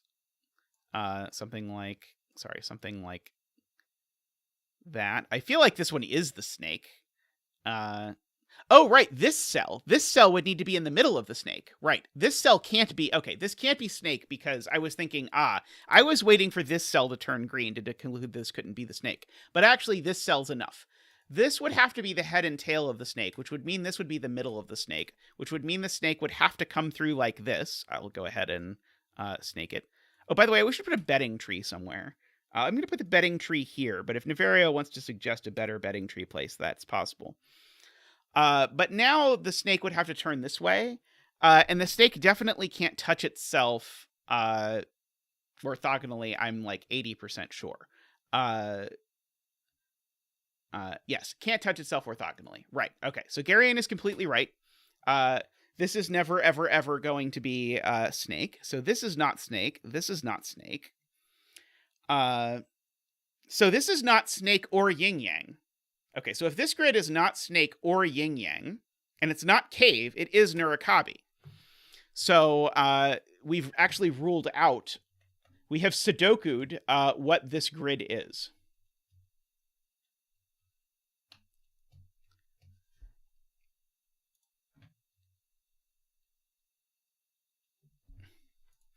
Okay, so this grid is Nurikabe. So because this is Nurikabe, then is this a horrible choice for bet cell? Or are you suggesting that people are betting poorly? Okay, so in Nurikabe, the unshaded cells are connected. So these are both unshaded automatically, because this is a Nurikabe. And in Nurikabe, all the clues are shaded. So everything's shaded as soon as I know that this is that. Yeah, the me using the letter, I did make a comment when I started using the letter tool that people should not get used to it, but this seemed like an appropriate use of the letter tool. Although I have driven I may have driven some people up the wall by doing this.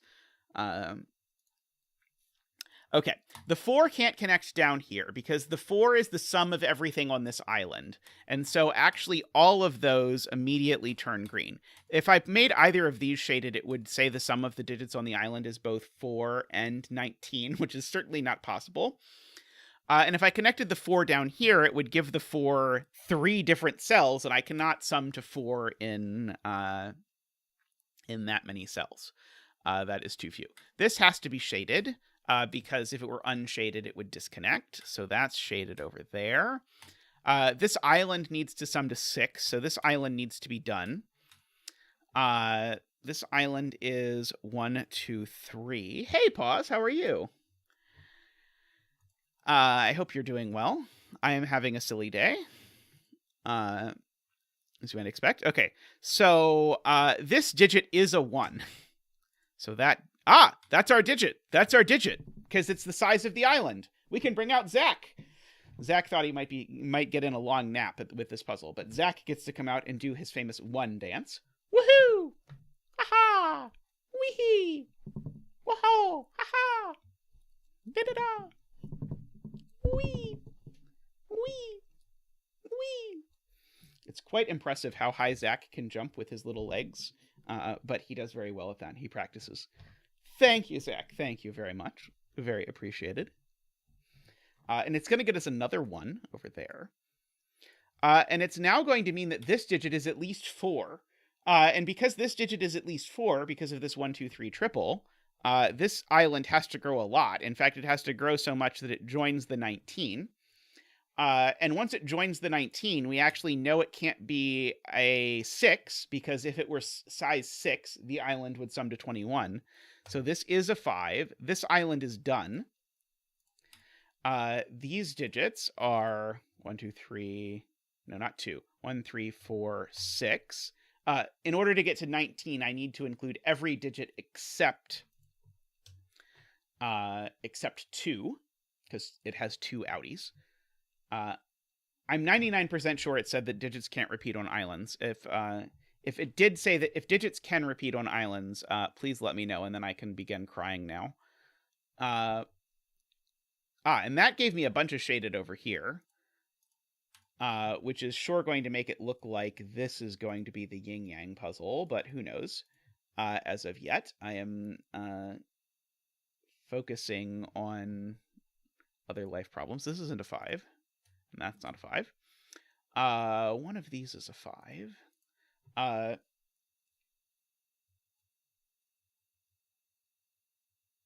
All right. The break-in being about these 4 cells was very cool, actually. I assumed, and I should not have assumed this, but I assumed the break-in had to be focusing on one puzzle type and either ruling it out of 3 grids or ruling 3 puzzle types out of 1 grid. But it was actually, it was more holistic than that. Okay, so what are my types left? I have a yin-yang, which this certainly looks like it could be. And I have a snake puzzle. Those are my 2 types. And I don't think I know a lot about yin-yang and snake yet in this regard. I know one of these 2 cells is a 2 because the column needs a 2. I'd like to know something about this 4, but I don't actually know something about this 4. I do know that if this 4 is in 2, it would have to be 1, 3, which would look like that. That would be the 3. That would be the 1. You did miss the Zach action. Zach did his famous 1 dance.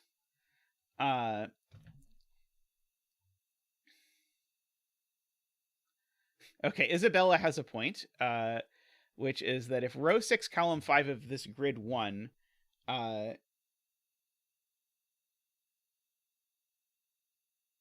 is green, it breaks both yin-yang and snake. So it breaks snake immediately, because now my snake... Wait. Does it break snake? This could be the tail of the snake.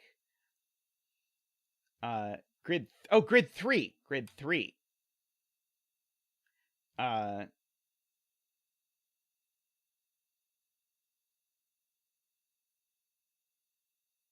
Bottom left grid. Grid.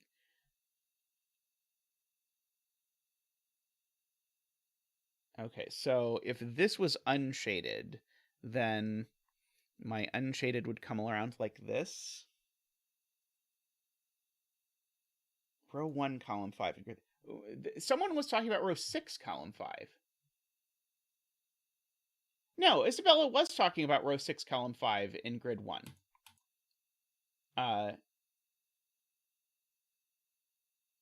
I read it correctly. Isabella said row 6, column 5 in grid 1. This is row 6, column 5 in grid 1. Oh, but it's because these two have the same shading. Got it. Okay.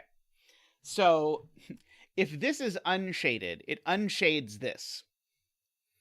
And really, the point is this can't be unshaded, because if this is a yin-yang or a snake, in both yin-yang and snake, all the shadeds are connected, and my snake cannot be one cell long. So these are both shaded, regardless, is the point.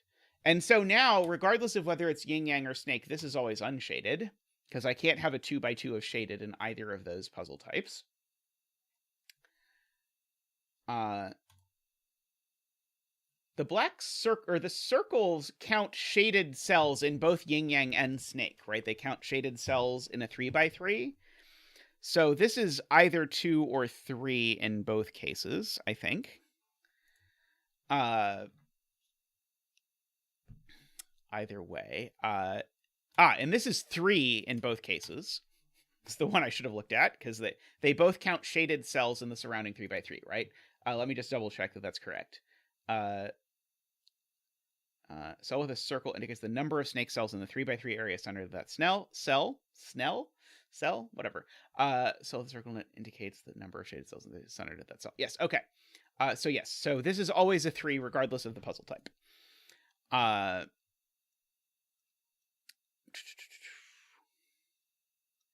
Let's see. Is that going to unshade this cell?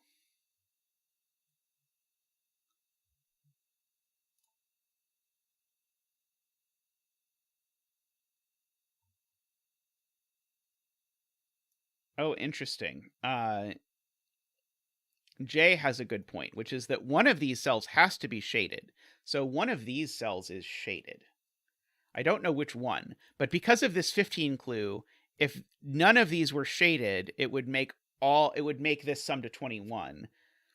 So one of these is shaded. And so if one of these is shaded, let's just imagine the world where this is a yin-yang. Because the shaded cells connect around the border of a yin-yang, if this is a yin-yang, all of these become shaded immediately.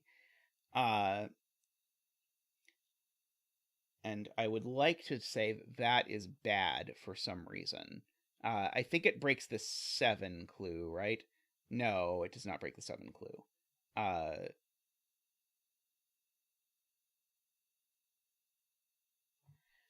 was hoping to break the row or column business, but I don't have, because the numbers give the sum of the digits in the row or column. But that's okay for all of these numbers.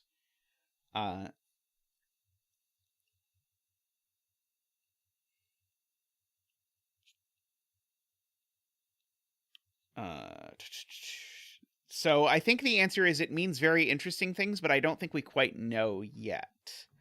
I want it to break the yin-yang, but it seems to not quite break the yin-yang. But I can't imagine that the yin-yang has all of these cells being shaded, but I don't have a great way to proceed with proving that at the moment.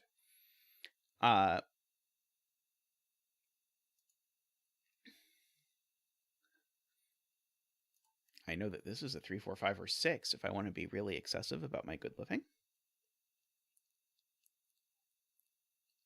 So, right. So these 3 cells sum to the same thing as these however many cells. I don't know how many it is.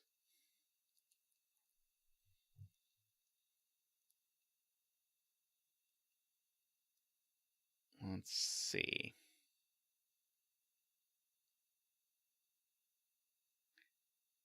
One of these two is always unshaded.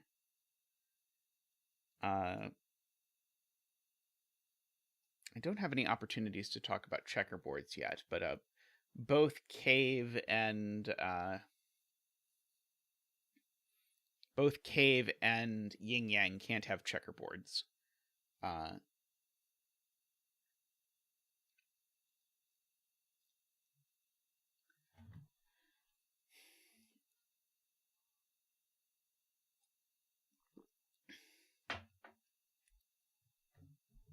see. Dog says this can't be 4. No, grid 4.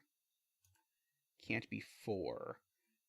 Because then... right. If this is a 4, then both of those are gray, and now green has become isolated. Excellent point. So this is not a 4. It's a 5 or a 6. I was briefly excited that it couldn't be a 6, because then it would sum to 21, but that's not how any of this works at all. Now, it is true that if this is a 6, I'm still not allowed to repeat digits. So if this is a 6, it would say that these digits or these digits are a... Sorry, if this is a 6, it would say whatever digits it incorporates are a 1, 2, 3, 4, 5, 6 sextuple. But I don't see a problem with that right away, although it would not surprise me if that breaks at some point.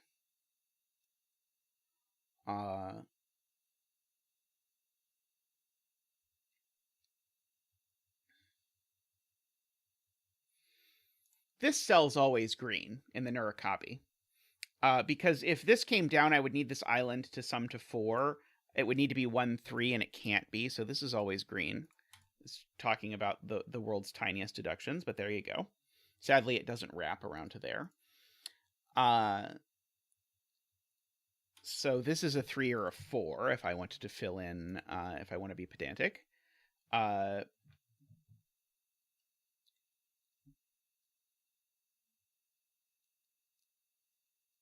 This is also a 3. This is a 3 or a 4, because of the same reason. This is either an island sums to 4. That gives me a quadruple, so these cells are a 5, 6 pair out of absolutely nowhere. I don't know that that's going to do me any good at all, but it's true. 2, 5, 2, 5, sorry. Thank you, chat. 2, 5 pair. I was not very good at complementing 1, 3, 4, 6. 2, 5 pair. Which I guess is just mirroring the fact that my 2 is up here. And I know one of these 2 is a 2.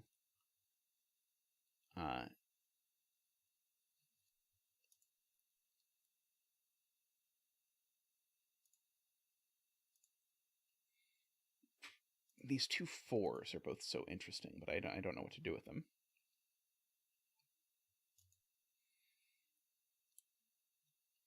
And I don't know if this is a 1. It's probably not a 1.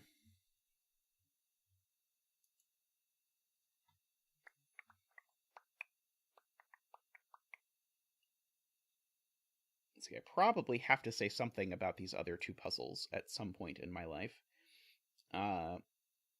As painful a prospect as that is.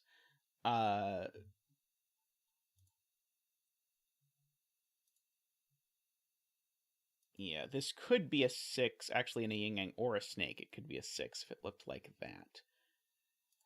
Okay, this is always at most 4, because remember, this cell, this is counting in either either snake or yin-yang. This is counting shaded cells in the surrounding 3 by 3. And there's already 2 unshaded cells, so this is at most a 4. This is also at most a 4. Okay, Chameleon has a point about row 4, column 3 of the cave. Let me look back at this.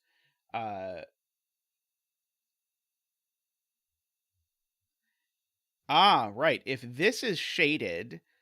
this is a great point. If this cell was shaded, in order for this green to connect, it would have to all the way come down here. But now this 15 clue is a sum of 6 cells, so it's a 21 clue, which does not work. So this is not shaded. This is the way that this connects. That is very clever. Very good spot. And now 1, 2, 3, 4, 5. Okay, so no, sorry. I was going to say, therefore, this is already at 6, but it's not at 6. It is at 5.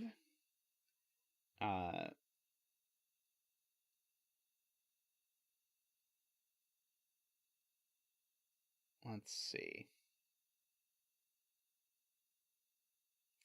This can't be green. It would be too big. If this cell was green now, this would be 1, 2, 3, 4, 5, 6, 7. It would be 7, so this is gray. And now that cell is gray.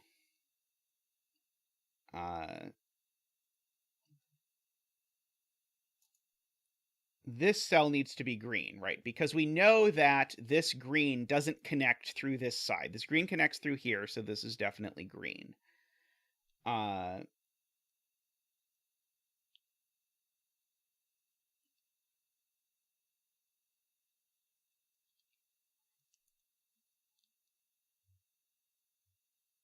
see. Row 4, column 4 must not be shaded. Yep, we got that. This cell also needs to get out, is being pointed out. This cell gets out not up this way, so this cell always gets out this way. Now this cave needs to connect over here, because otherwise it doesn't connect to a wall at all, which now means that this cell is shaded over on this side.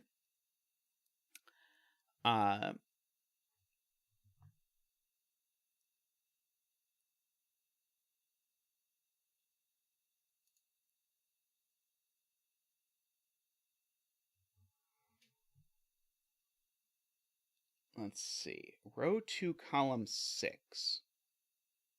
Let's see. Chester asks if this has to be shaded as there's a 4 max in row 2, column 4.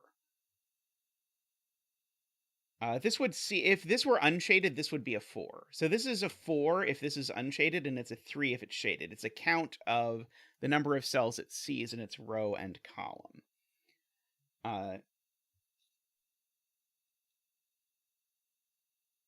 Okay, Chameleon says if row 5, column 5 is shaded, then green isolates it to connect.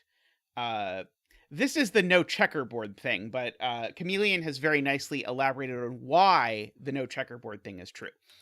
So this is what's called a checkerboard pattern, because it's 2 of that and 2 of that. And this actually doesn't work, because anytime you have this, those 2 greens have to connect. And so they have to connect either around that way or around that way. And either way they do, they isolate the gray. So this is green because of that. Malcor, Sunday streams are 4 hours is the plan. So we are about 2 hours in so far. Let's see. This is at least 2. That's not super exciting. I'm worried that there's going to be a Sudoku thing, like if this is a 6, then I can't fit all the digits in this box anymore, or something like that, or I break the 215 sums, or something like that, but it seems difficult. Okay, so I guess I know that these 2 cells, I know what they sum to. They sum to 6. Oh, yeah, these 2 cells sum to 6. So these are either... and that's because these 4 sum to 15. So these are either 1, 5 or 2, 4. I already know this cell isn't a 5. Sorry, I already know this cell isn't a 1 because it already sees 2 things. So this is a 2, 4, or 5. So this is not a 5.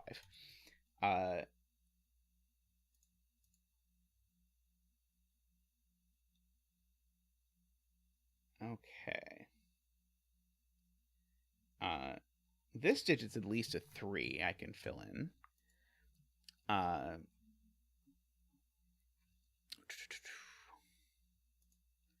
Okay. What can I do with this now? Because now this cell is shaded. So, again, if this is a yin-yang, the bordered shaded cells connect. So if this is a yin-yang, all of these become shaded immediately. And so,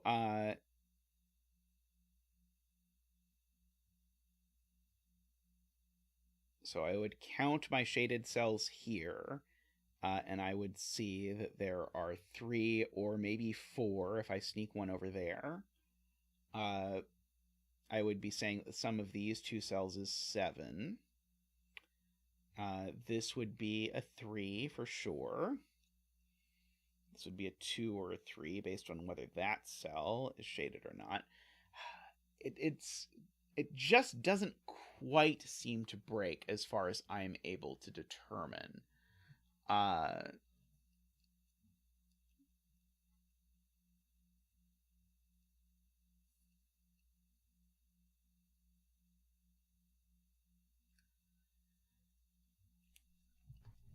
Let's see. I'm trying to look now at the fact that I know one of these connects. Like, either the black cells along this border are connected, or the black cells along this border are connected, and those two are going to force the same to be true of the other for at least this string of cells. So the black cells along this border are connected unless my yin-yang does something really ridiculous like that. Which is maybe possible.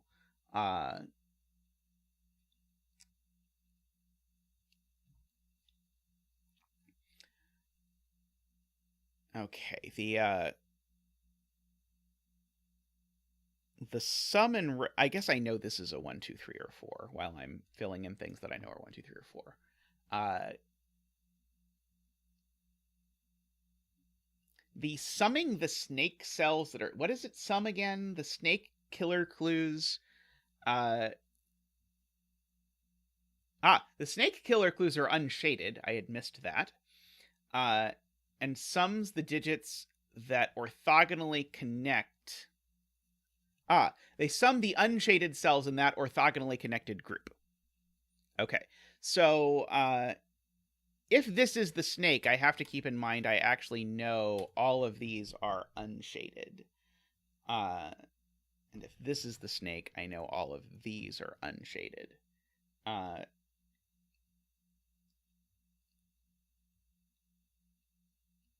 Isabella has a point that this cell is never 6 because it at most sees 5 cells. So let's pull the 6 out of there while we're looking at things and grasping at straws to break into these other 2 grids. So yeah, so the snake needs to isolate groups of green cells and then sum the groups of green cells that it isolates, which is interesting.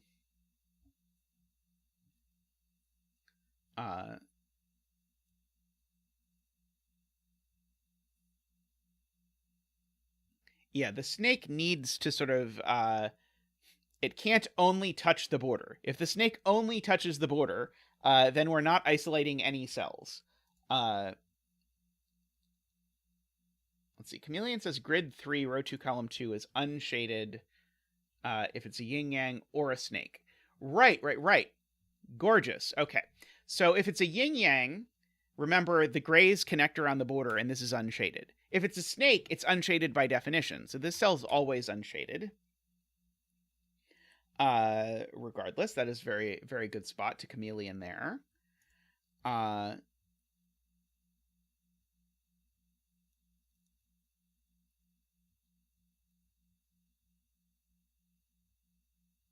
what do the circles do in the snake puzzle again? The snurkles. The snurkles tell you how many snakel cells there are in the surrounding 3x3 in both yin yang and snake.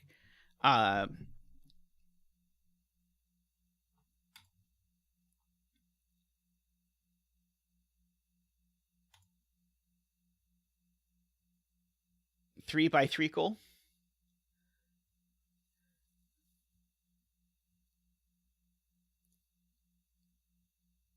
So Isabella's looking at this 10 clue. So if this is the snake, I think I have to lop off something like this in order to allow my 10 clue to work. But what's wrong with something like this? Oh, I see. Okay, that doesn't work because this circle is supposed to be a 3.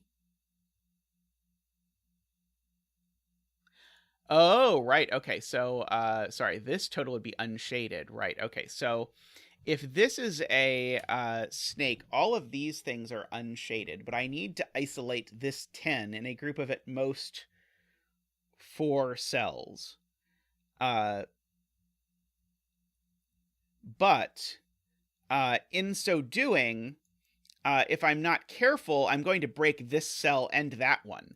Because I don't think it's possible to isolate this 10 in a number of cells that is 3. I think this 10 is always, if I'm going to isolate it with a snake, I can only possibly snake it into a group of size 4. But that's always going to break this circle, too. Isabella's seeing it a different way. Isabella was saying it would break this 12, because now the circle is going to... Or sorry, the snake is going to have to turn here. But either way, this circle could never in a snake puzzle be large enough to be 5 or 6. That's just not possible. Or the 12 cage breaks. In any case, this is not the snake grid. This is the snake grid. So let's pull out the letter tool. Oops. Letter tool, please. Thank you. Oops.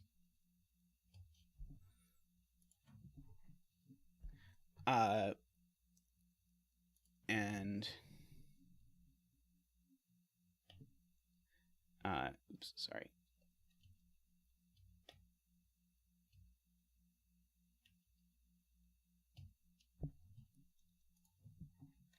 Okay. There we go. So we've got all of our grids now labeled. And so now, because this is the snake, I can uncolor that cell.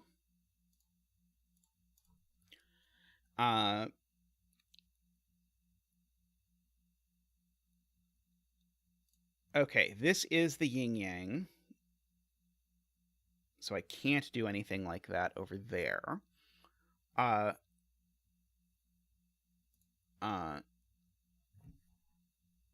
really liked, by the way, how it was going to alphabetize snake wrong. That pleased me on the inside. Okay. So the snake needs to isolate this 7 in a region of size at most 3. So is there any way I isolate this 7 in a region of size at most 3 if I don't make this snake? 10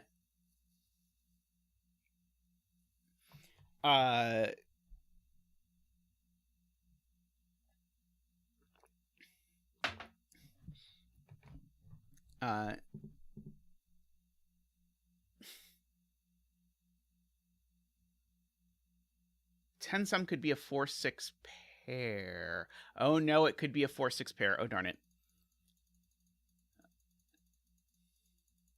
Sorry, the 10 sum, I was thinking it was going to have to be isolated in a group of size 4, but actually, in the snake, it could do that. And because it could do that, that would work. Yeah, okay.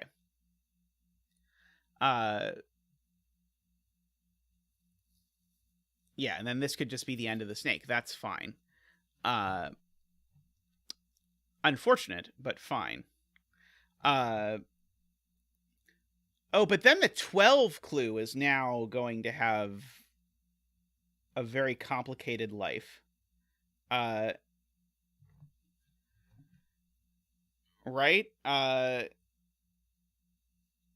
What on earth is going to happen to the 12 clue now?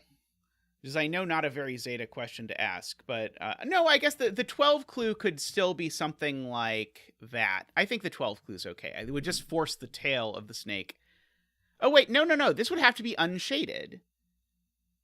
Yeah, I don't think that works.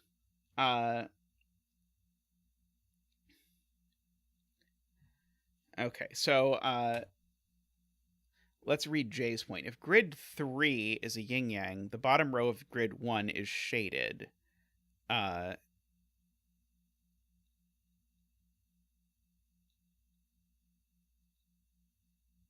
that forces at least 5 cells into the 14 sum. But that's the one where I presume in order to make this puzzle solve, the cells are allowed to repeat. Yeah, and the snake can touch diagonally is the point.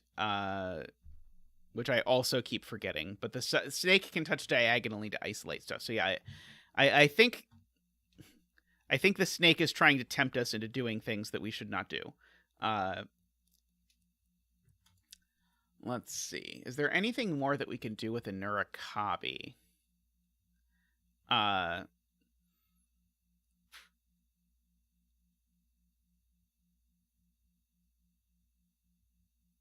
Presumably. Have you set a compass hybrid, by the way, KNT? I that's right. I think KNT has no audio. One moment. I'm going to ask in chat because I want a compass hybrid.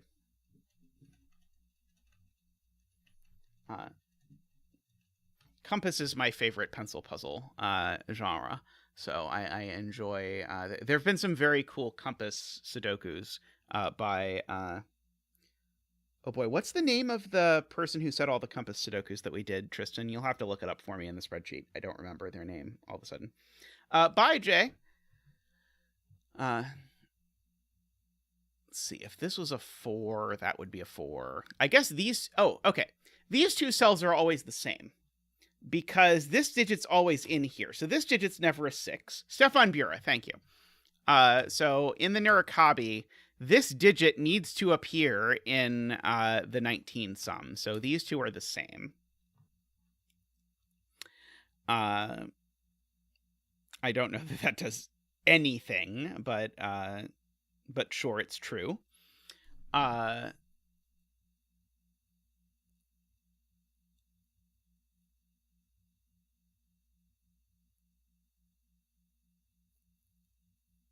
see.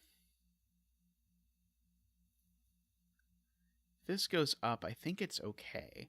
I would love to somehow know that these can't both be the same, but I don't see it. If these are both the same, then that digit goes there in column 1. So that would get us some digits if it's true. I mean, I suppose I know this digit is in column 1, so I actually do know that these are... Oh, that's gonna do something, right?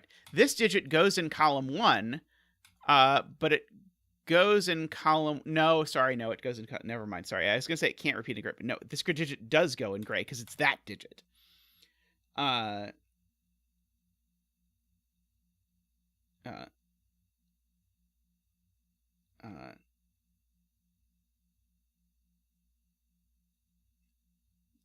See, Martin notes one of these two has to be shaded. Oh, is there no... Oh, the Nurikabi has a rule I've been completely forgetting, which is that the Nurikabi has no 2x2 area and unshaded. Okay, so one of these two is shaded because of the no 2x2 rule, and one of these two is shaded because of the no 2x2 rule. Okay, one of those must be useful.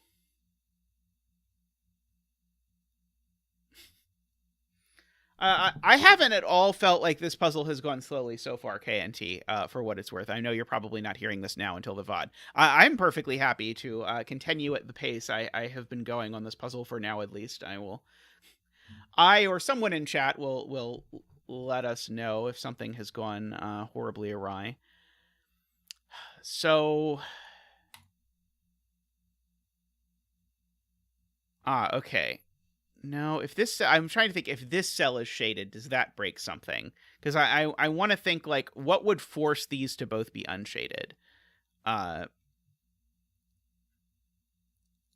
also like Martin's point that something up here is unshaded, or something up here is shaded, but I feel like this is where the pressure is more. But unfortunately, the thing I want to do is I want to shade this cell.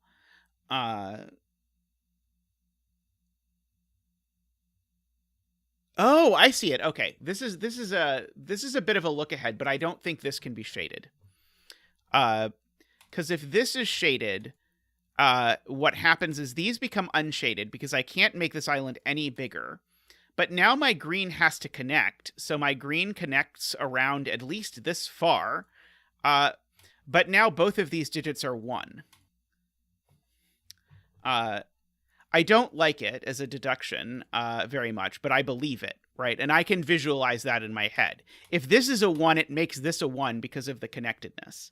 So this is not shaded. And so, therefore, this is shaded because of the no 2x2 law.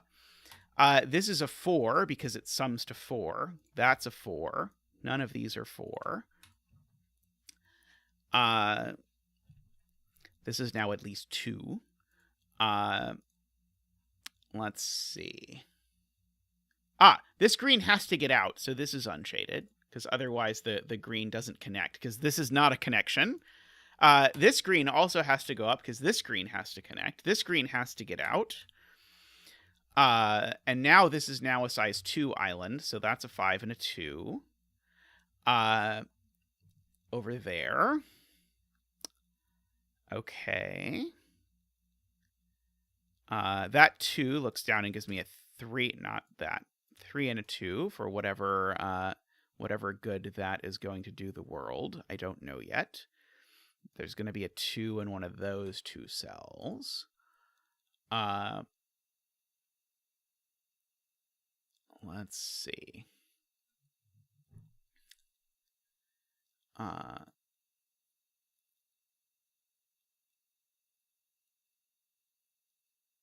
2 in this column goes in one of these places.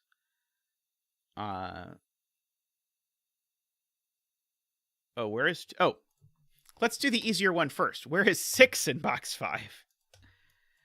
I just had not Sudoku'd that adequately. So now once you Sudoku that adequately, then you see that this is a 2 and a not a 5. 2 and a 3. So that's not a 3. I was insufficient in my Sudokuology. So this is actually a 1 now because of the 6 looking up.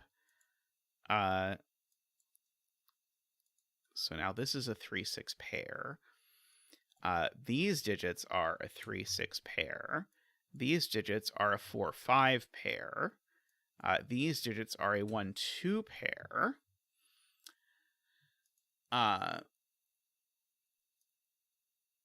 One of these is always shaded. But they're not both shaded. So this is a shaded, unshaded pair, interestingly. Okay, what if this 3 comes here? Then this is shaded, and now that's shaded. What is this again? This is a Nurikabi. Sorry, I've now completely lost the thread on what this is.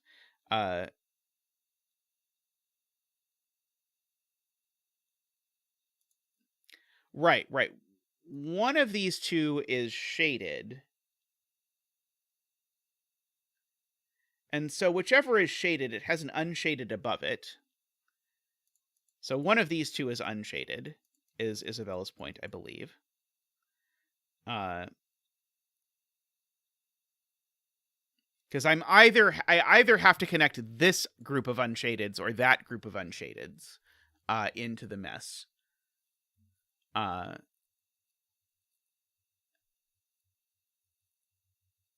right. Okay, so I think this needs to just be drawn in to explain this. Okay, so if this is shaded, then what happens is this is unshaded. But now how is this connecting? It's connecting over. If this is shaded, now how is this connecting? It's connecting over. And so the point is, because one of these 2 is shaded because of the no 2x2, in both of those instances, these are always unshaded. But one of these gets to connect through here, but the other still has to connect across the row. So those 2 are unshaded. That's the point. Row 3, column 6 is a naked single. I'll take a naked single. Let's see. It is not 1, 2, or 5. What am I missing? It's not 1, 2, or 5. I'm getting 3, 4, or 6. Why is it not one of those? Oh, where is 4 in the box? Right. So this is a 4. Okay, great. Okay, this is huge. So Sir Woezel's point is this. I have 4 by Sudoku, putting a 4 here. Which then makes this a 3, which makes this a 1, which makes this shaded. which now means this green has to connect through here, but now I have to avoid a 2x2. But now I have to connect the greens over like that. This is a 6 and a 3. Like that.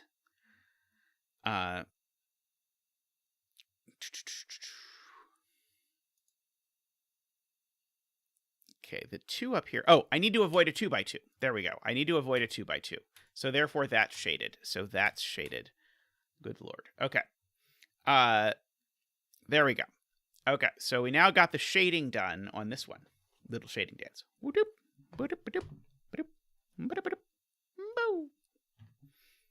Thank you, Zach. Okay. So up here. Now, if this is a yin-yang, it now forces all of that to be shaded. Which assuredly must break something, right?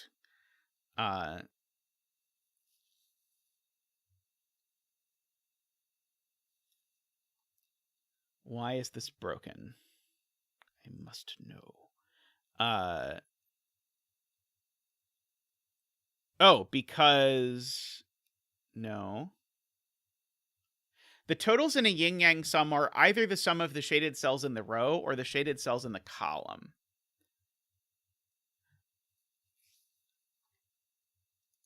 But the point is, this cell's always shaded regardless, because the shadeds are connected in both puzzles, in both a snake and a yin-yang. So this is always shaded, so I can at least go that far in doing this. This cell can't be shaded in either a yin-yang or a snake puzzle, because in the snake puzzle, the clue is unshaded, and a yin-yang puzzle, that would isolate that. So this cell is never shaded anymore. And again, the shadeds are always connected, so that cell is always shaded. Regardless of puzzle type. I feel like we're going to rapidly run out of this this game.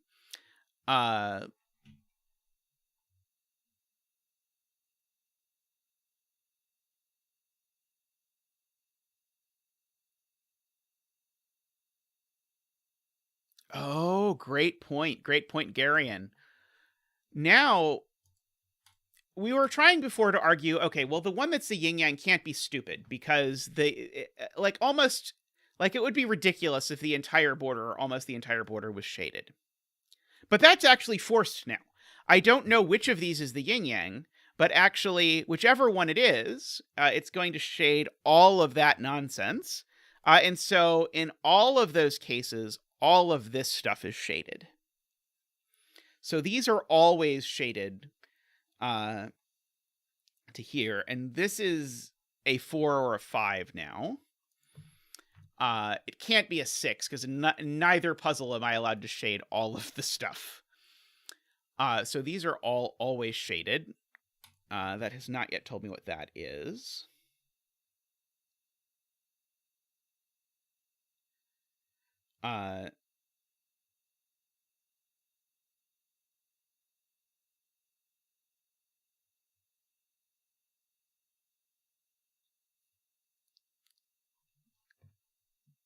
Okay, well, oh no, this could be the...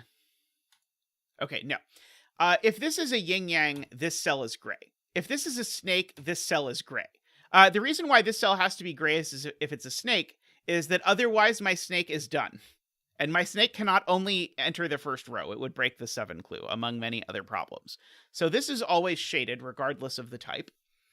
And actually, the same is true of this. Again, if the snake stops here, that's my whole snake. And this sum is not 7. So this cell is actually always shaded as well, regardless of whether we're talking about a snake or a yin-yang. Okay, so we've got all of that. Okay, so this is now... Oh no, this could still be a 3. Well, it's not a 6 anymore. I can at least say that.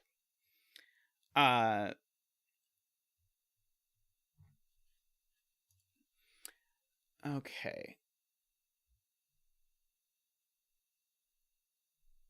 But 6 cells can sum to 15 because snake sums are allowed to repeat digits, Ambrose. So the fact that the rules emphasize about 6 times that snake cells have to repeat digits, or sorry, can repeat digits, uh, makes me a little concerned about that. Probably this is going to be a 15 sum in 6. Just because that's so sort of priming you, because we've used the fact that you can't do 15 and 6 so many other times in the puzzle. I'm just going to guess that everyone in testing forgot that, so probably this might still be the snake. I do not know. This can't be 5 ever anymore. Because if this is a 5, I'm shading... Oh, no, sorry, never mind. I was thinking that this was counting the shaded cells in this box. It's not. It's counting the shaded cells in this whole area.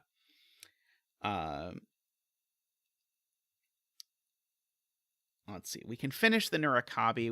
We probably should be diligent and finish our Nurikabi. Eat the vegetables before we go on to the other things. Nurikabi, by the way, isn't the one I thought it was when I started. The one over here gives me the 2 and the 1. I originally was thinking of Karuto, which is the one that is evil. This is a 4 or a 5, but it's not a 4, so it's a 5 and a 4 and a 5 and a 6 and a 5.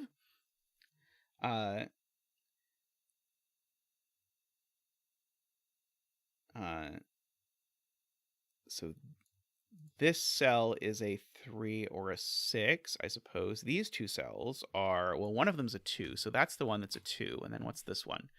This one's a 4. So this cell is a 5 or a 6 for the column, and it's not a 5, so that's a 6 and a 5 and a 6. That 6 looks over and gives me the 3 and the 6. The 3 looks over and gives me a 1. And that's a 3. Okay, so the Nurikabi is done.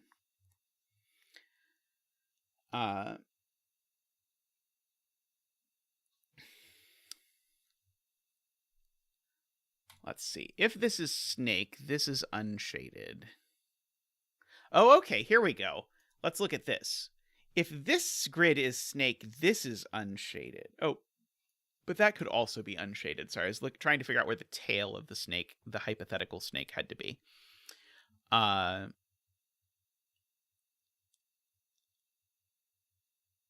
This cell is at least a 2.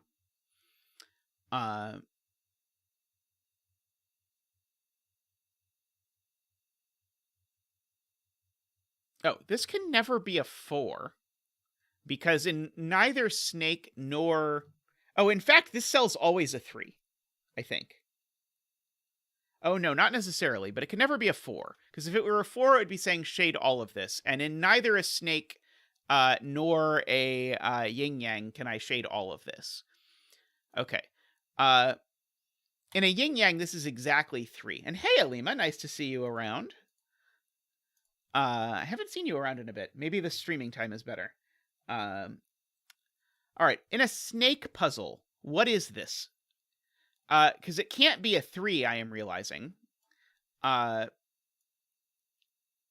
It can't be a 2 unless... Oh, maybe I could do that. It could be 2. Could it be 1? Yeah, it could probably be 1, 2. Okay, so I think this really can be 1, 2, or 3, unfortunately.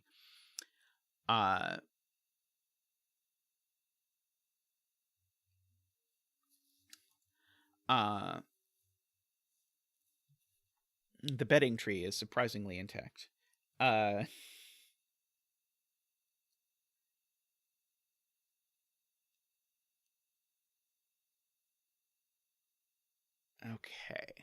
I'm looking for things that I know in either case. Like, do I know that this is always unshaded or something like that?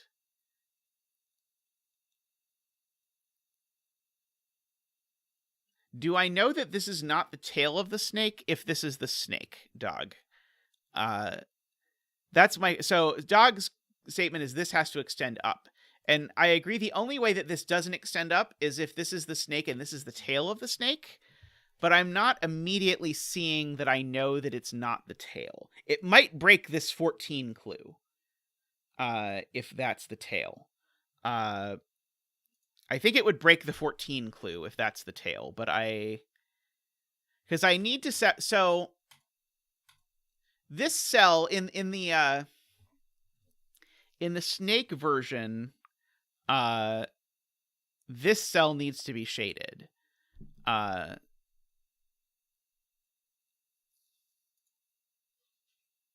circle can't be 3.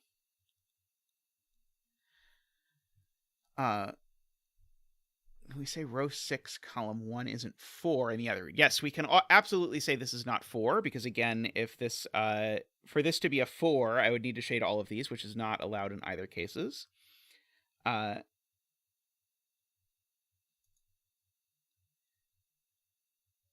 Beautiful, beautiful Garion.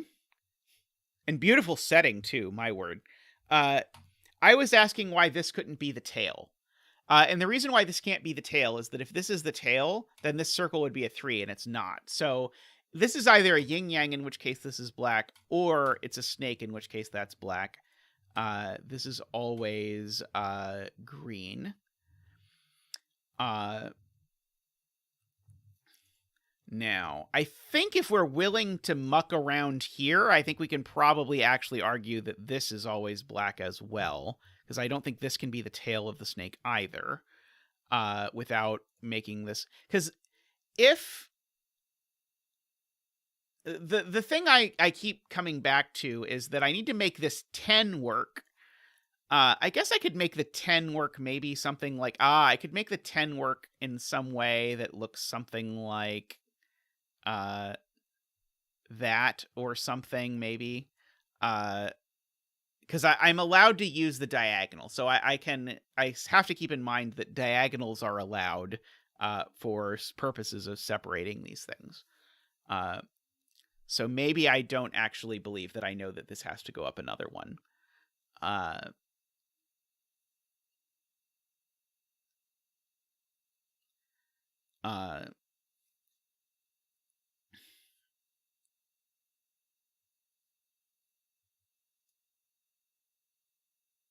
So if this is a yin-yang, this is at least a 5. Okay. Oh, no, it's at least a 6. Oh, okay, so here's an interesting point that I had not yet considered. If this is a yin-yang puzzle, this circle has to be exactly a 6, because I would need to put a shaded cell in this 2x2, and then that's the most I could ever put, would be 6. So in the yin-yang puzzle, I think... I get to shade exactly one of these. Is that interesting somehow? This cell is exactly 6.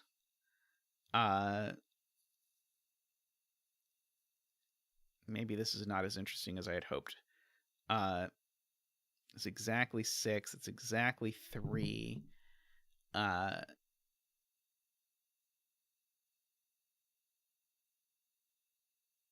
maybe not quite.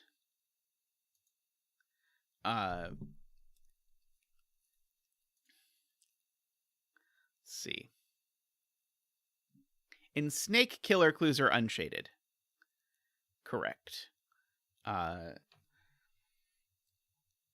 apologize, there's no great way to display the giant rule set here. You just sort of have to click the link and follow around, or just ask, and then I can repeat it, and it will be good for me, because either I'll know the answer, in which case I can repeat it, or I won't know the answer, in which case I'll look it up, and then I will know the answer, both of which are good. Let's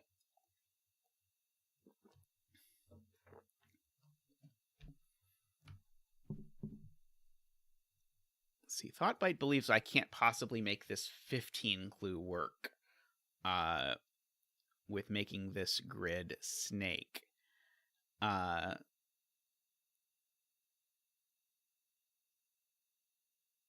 seems difficult to prove.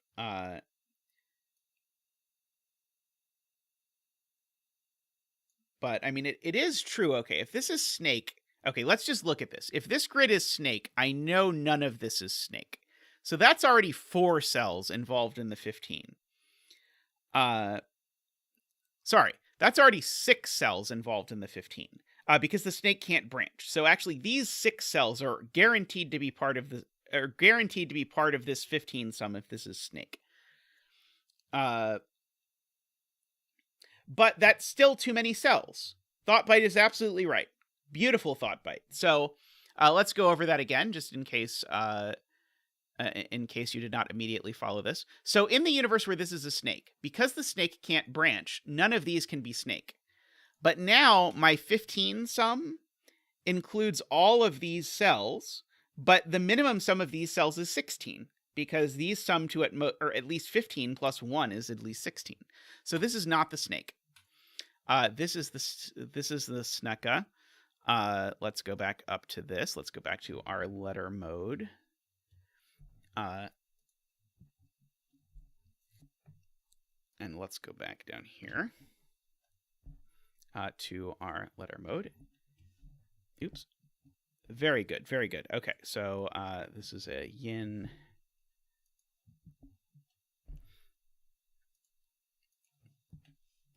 Yang. There we go. Okay, beautiful, beautiful. I'm sure that will make everyone just very happy. Okay, so very, very good. Okay, so now because this is the yin-yang, the gray needs to connect around here, which makes these both unshaded. This is a 3. Now, this being a snake, it's called a Y-wing, right? All my killer the my killer totals are unshaded now, so these are automatically unshaded. They're not part of the snake. Okay, now I need to separate these two, because this is in a green island that sums to 14, and this is in a green island that sums to 10. Spoiler, those are not the same green island. So these need to separate out like that at least. I'm trying to convince myself I know that this is not the tail of the snake, because I feel I almost certainly know that this is not the tail of the snake, but I have not fully grokked that yet. Oh, I can shade another cell in the cave. At the very least. Okay. Right, I have a 6 in the circle here, because this is the yin-yang now. So this is a 6, because I know I need to shade something over here. And the shaded cells in this column sum to 7. So they're either 1, 2, 4 if there's 3 of them, or they are something else if there's not. I know that is very, very instructive.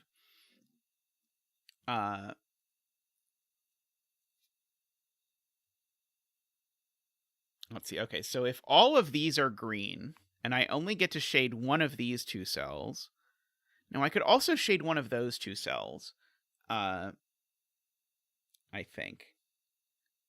Okay, the 15 though. The 15 we know. I used a piece of logic like this in my anniversary puzzle for Tristan last year. The 15 clue is not the sum of the shaded cells in the column, so the 15 is the sum of the shaded cells in the row, which means there have to be a lot of shaded cells in this row, because they have to sum to 15, which means there's a minimum of 3 of them.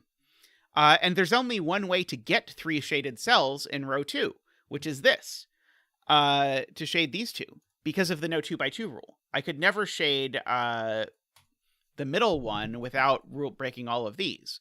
And so now I know that this is a 3. I don't know what this is, but I know it's not a 3. These are a 4, 5, 6, I know. This is 4 or 5. This green has to get out. This green has to get out. In order to make my life complete. Right, I only get 1 shaded cell in all of these. Which is noteworthy. This can't be a 3. So it needs to be bigger. So one of these 2 is shaded. At least, if not both. And so this one's always shaded. So if this were shaded and this wasn't, I would have a checkerboard. But again, I'm saying one of these 2 has to be shaded, because otherwise this sees 3 shaded cells. So this cell's always shaded. So that cell's shaded. And so as a reward, I think we get to finish our cave finally. So that's a 5. So this can't be a 5. So Right, and these needed to sum to 6. So these 3 digits are 1, 3, 6 up here. Let's see. This C is 5. This 15 is now just the sum of these. So the 15 has to be a 4, 5, 6 because I'm not allowed to repeat in my 15 sum. And so this is a 5. This is a 6. That's a 4. So that's not a 6. That's not a 6. The delight of the clues and puzzles that do absolutely nothing until they give you everything. So now both my 15 sums are done. The 5 and 6 in this row are up here. For whatever that is worth.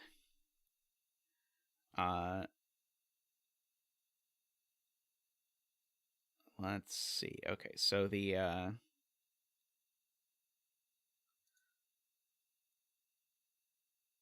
you cannot repeat in cave sums. The rules are a little weird because the snake puzzle was just used as a disambiguation at the end, so that's why the rules are weird.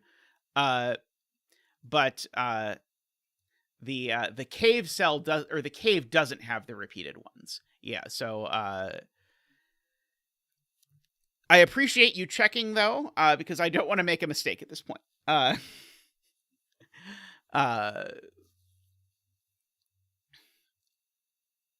One of these two is a snake. I don't know why I'm letting myself get distracted from over here. One of these two is a snake, at least. Does that tell me that this one? No, I don't know that it tells me that something in particular always is a snake. Maybe not. Sorry, I wanted to finish the cave puzzle because I know I can finish the cave puzzle, so I might as well. But I was surprised when I filled in a bunch of digits and it didn't seem to do very much. Yeah, what other clue am I supposed to use here? If I green this cell, then this becomes at least a 4. Let's see, okay, dog is looking at the yin-yang puzzle. I'm happy to look at that. The yin-yang puzzle. Row 3, column 5. Must be green. Right. If it's not, then I isolate the greens. Okay, very good. And so because that's green, that makes this a 4.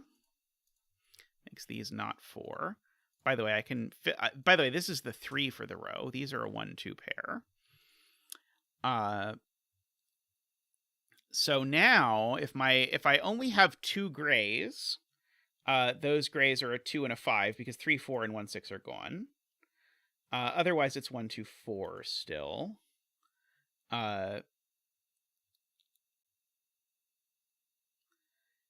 These are a 5, 6 pair now. This digit is not a 3, and it can't be a 4 or a 1, right?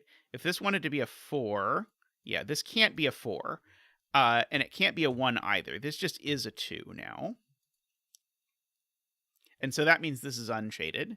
The 3 there ruled out the possibility of this being a 3, which then forced the shading to look like this very coolly. So that's a 1 and a 2. So this is now a 4 because it can't be 1, 2, or 3. I mean, it just is a 4 just by, I don't even know why I'm explaining it further. It just is a 4 by counting. I can't have a 2 by 2, so this is shaded. One of these two is unshaded, I know. This currently sees 2.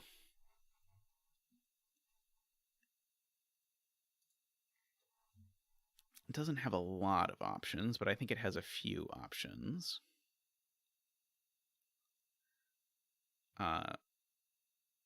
These are 1, 2, and 4, for whatever that is worth.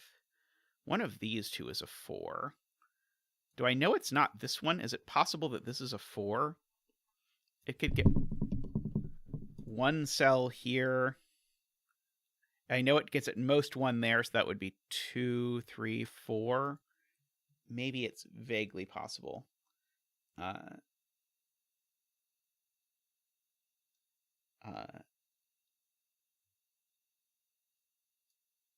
One of these two is a 4.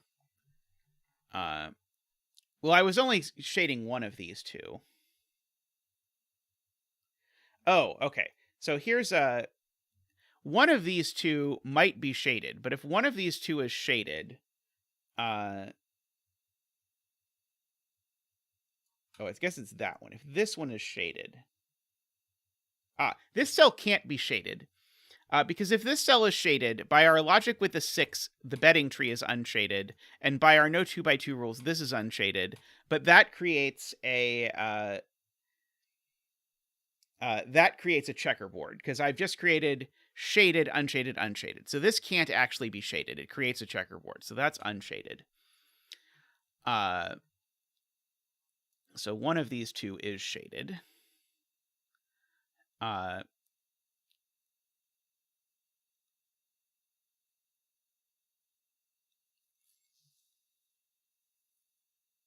One of these two is shaded. Exactly one of these two is shaded. So that gives me a pretty accurate idea of what this is going to be, right? Because this sees 1, 2, 3. So this is only a 3 or a 4, I think. Let's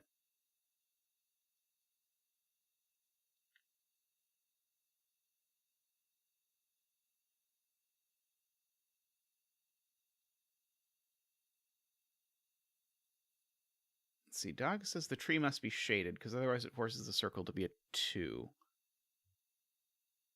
No, if because exactly one of these two cells is shaded. And so if that's shaded, then there's 3 cells that are shaded. It's just a question of whether... Oh, can this cell ever be shaded? Is the question. Maybe to ask. If this cell is shaded, then the shading has to look like that exactly. No, I think that's okay. Oh, this circle. Okay, so this is currently at 1.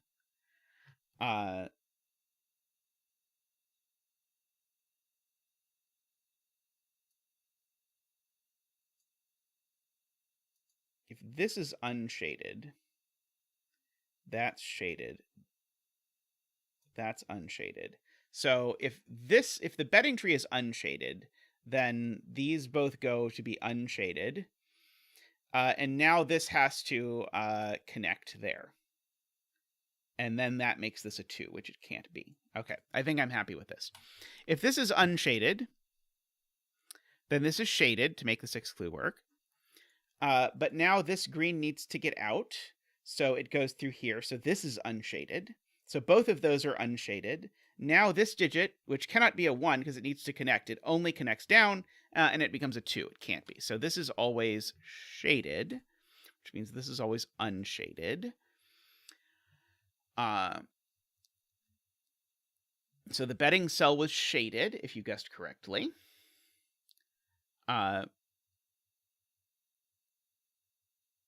Now, this is always a 3, regardless of which way it works, because this either connects down or it connects up. It can't connect both ways, and both of those connections make this always a 3. Funnily enough. Which places 3 here, actually, just by sudoku. 3 in this box goes here. So this needs to be a 3, which means it's unshaded. Which means this is shaded to make my yin-yang work. And now my shading is done in my yin-yang. And so now this is a 2-5 pair because they need to add to 7. And this one's not a 5 because of the 5-6 pair. So that's the 2, and that's the 5, and that's the 6, and that's the 5.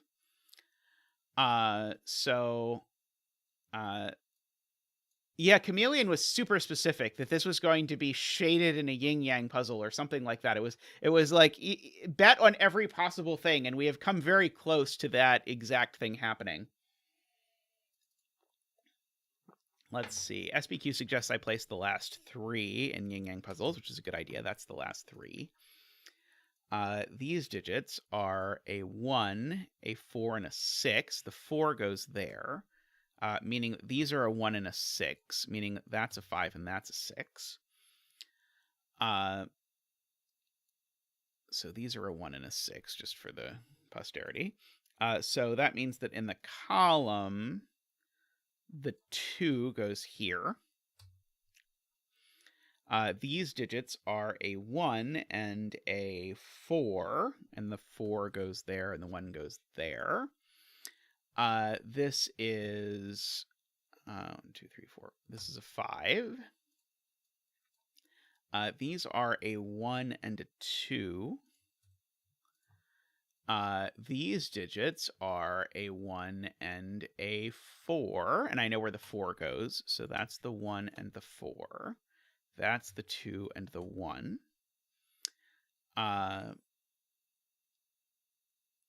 So we should probably work on other puzzles for a bit. So we've got the cave puzzle and the snake puzzle to sort of disentangle.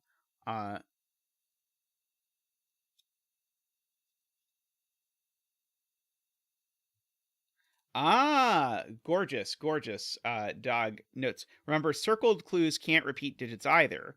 So this digit can only be a 2 or a 4, and it's not a 4. So this is a 2. Gorgeous, gorgeous.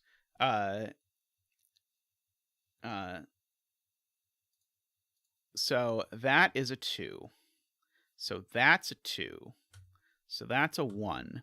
So that's a 3 and a 1. These two cells are a 3 and a 6 to finish the box. That was a great spot. Careful reading of the rules for the win. This digit is known. It's a 4. This digit's a 1.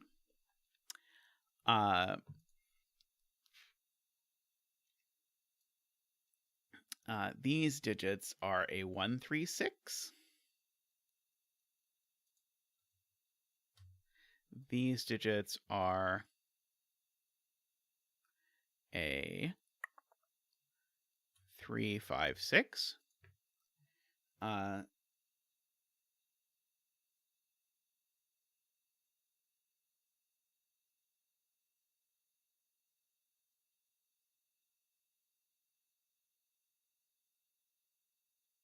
One in box 3, I think we have. But 1 in box 4 actually is a good thing, because I can't put a 1 in a circle. That circle definitely doesn't see 1. So that's the 1. Over here, I think, was Martin's point. So yeah, one of these two is a 1.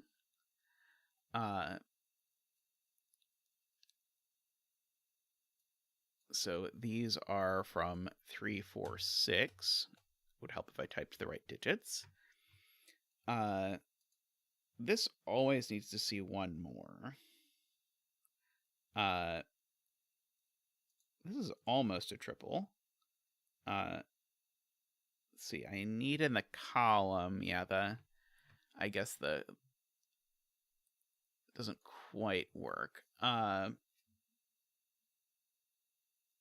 Counting boxes in 6x6s is very difficult. It really screws with your brain. 2, 3, 4. I now know this can't be a 1. I feel like the point that was made about these not seeing repeated digits is going to be important. But I don't see how to use it yet.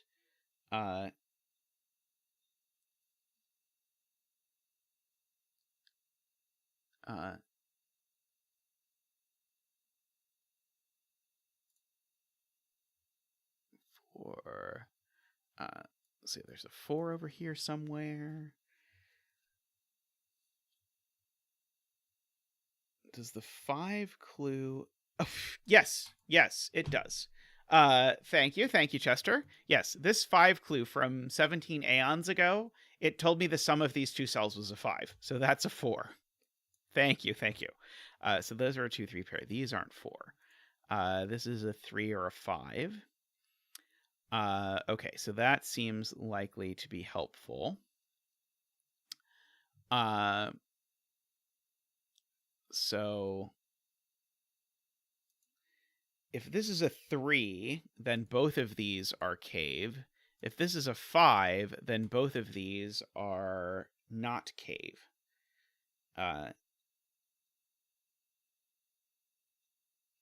Interestingly enough, this can only be a 6 if it looks exactly like that.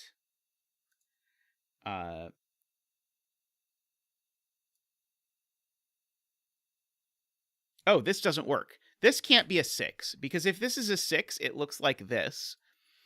But that would place a 1 here, and this digit can't be a 1, because I need a 1 in my greening. So this is not a 6. Also, I have a 3-6 pair in the row out of nowhere. So this is a 4. So I think I did that in a very roundabout and unnecessarily complicated way, but that's okay. So there's a 4 down in one of these two cells, I suppose.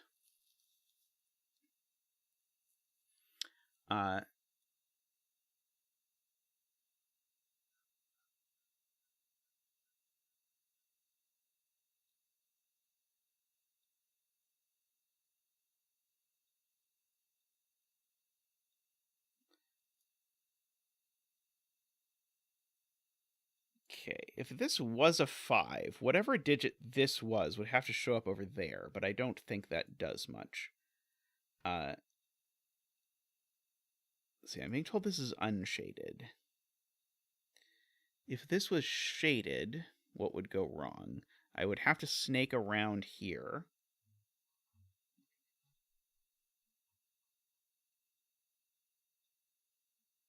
The 4 would force these two to be unshaded. Oh, I couldn't put a 1 in the column? Yeah, that's right. Okay, yeah, so the problem is with the digit 1, right. So if I shade this cell, the 4 now needs to see these cells. But that's not a 1, that's not a 1, and that's not a 1. So I need a 1 down there, but the 4 already sees it. Yep. So this can't be shaded. It would break the 4 of all things, so that's unshaded. So now the 4 sees everything, so those are both shaded. That's very cool. A very good spot. So now this cell can't be a 4 anymore, so now it's a 2 and a 4, and this cell is shaded. Now this cell can't see 5 anymore, so it's a 3, and this cell is shaded. So these are none 3 digits. That is a none 3 digit, so it's a 6 and a 3 and a 6. The green needs to be connected, so that is shaded. And we're almost done with shading yet another grid of the puzzle. Let's see. So this currently sees 2, and so it's always going to end up seeing 2 or 3 is the question. What are these digits? These digits are... This is going to resolve a deadly pattern in an awesome way, is I think what's going to happen. 2, 3, 5. This one's not a 3. This is a 2 or a 5. So it's a 5, and that's a 2, and that's a 3. Okay, it did not do the thing I thought it was going to do. So this needs to be green in order for this 3 to see 3. That's 2 and 3. That's a 6 and a 5. I thought this was going to force a deadly pattern that was going to be resolved by the fact that I wasn't allowed to repeat digits inside the thing. Because I was thinking, these two digits are going to be forced to be the same. So if this is a 3, it's going to see both of them through the deadly pattern. But that is not what in fact happened. But that would have been cool. These are 4 and 6. So that's the 6 and that's the 4. Therefore, that's the 1 and the 5. That's a 2. That's a 1. This is not a 6 or a 5, so it's a 3. And that's a 6. Great. And now the much dreaded Snek puzzle. What can we do with our Snek? Well, it's a snake puzzle, so these are green. How about that? I'm not allowed to split from my snake. So these are always green. And so the 14 sees all 5 of these. Yes, okay. So the 14, these sum to at least 10. And so if my 14 gets too many more cells in it, I'm going to have a serious problem. Okay. So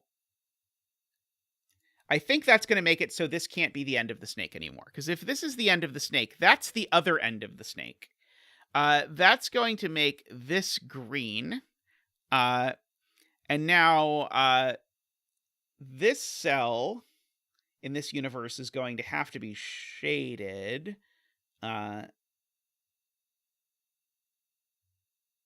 Maybe I'm convincing myself that actually it could do something dumb. No, that's not going to work. I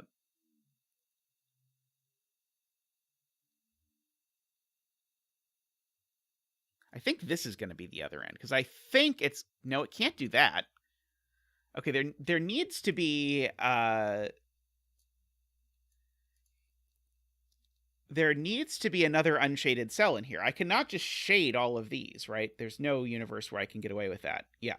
Even though this can touch diagonally, I can't just shade all of these to isolate a 5-cell 14 region. That's not going to work. So, in fact, my 14 region needs to have another green cell in here. It's probably going to be that one.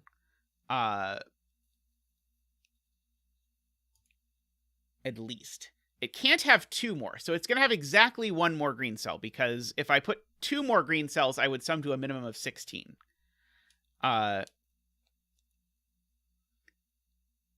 So we have that. Judith, the reason why not is because I need to connect this. Oh, no, Judith is correct. I could do that. Sorry, there is still a way to do it. I can still do that. I am incorrect again about my logic about what snakes do. Okay, there's a very big problem with that, which is that circle is an 8, which is not a valid digit. But is that circle there just to tell us that exactly this doesn't happen?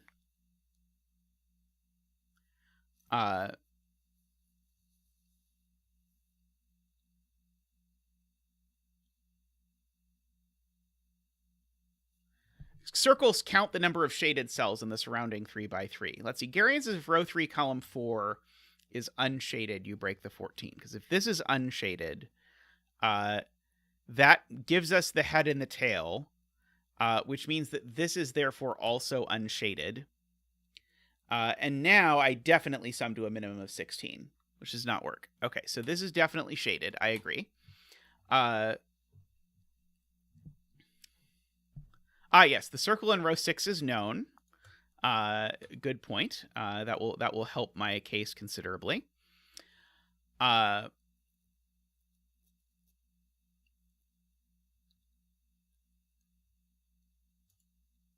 Let's see.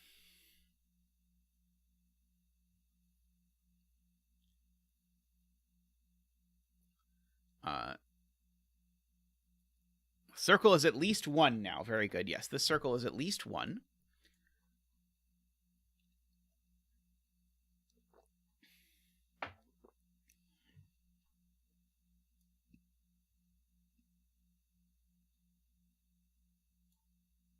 Yeah, I feel like I'm going to have to somehow argue that I'm not allowed to wrap around this thing.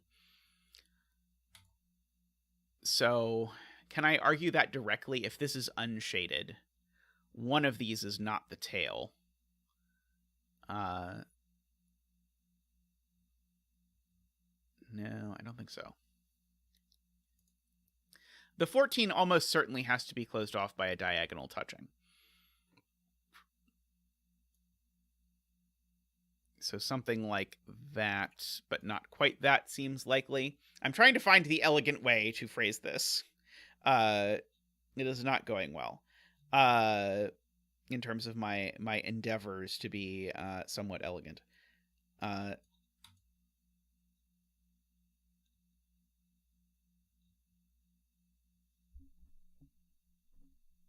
That's the point, Garion. I am trying to figure out some way to elegantly use the fact that this needs to be 6 or less, and it can't be 6 or less if I wrap around it like this. And lots of the things I keep trying to do force me to wrap around it like that. But I can't see an easy way to just say, if this is unshaded, then it has to do that.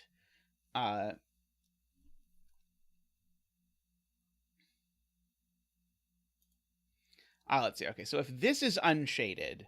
okay, there's a very good spot by Chameleon. If this is unshaded, it forces a lot. Because if this is unshaded, this snake has to come out, and then it has to come down because of this 12 cage. And so now I've got these as shaded cells.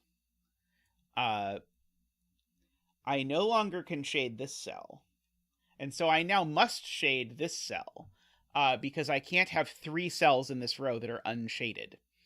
But this combination of shaded cells is untenable.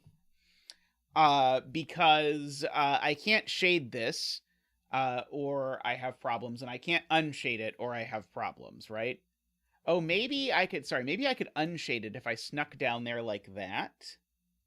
But this is going to lead to the making this digit too high. Problem.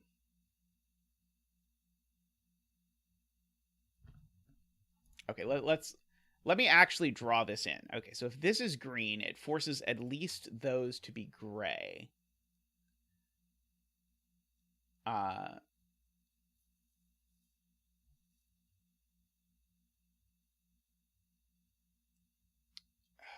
But I feel like this is close, but I feel like I can still sort of wiggle a little bit around it. Okay, so yeah, okay, let's continue with this this path. Okay, so as argued, and Garion puts it more elegantly than I did, if this is shaded, now the 14 clue is way too large because it can't include that cell. And it can't include that cell, and now this is too big. So this would be unshaded in this universe. So this would be gray. This couldn't be gray because of the 12. So that would need to go there. The 12, I could do it in 3 cells, but this would come out here.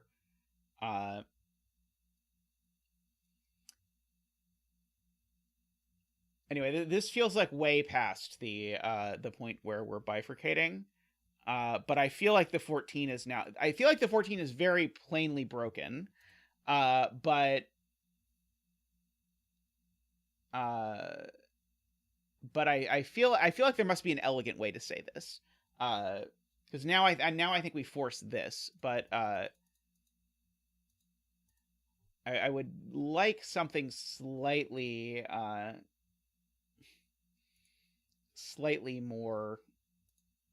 easier, I suppose.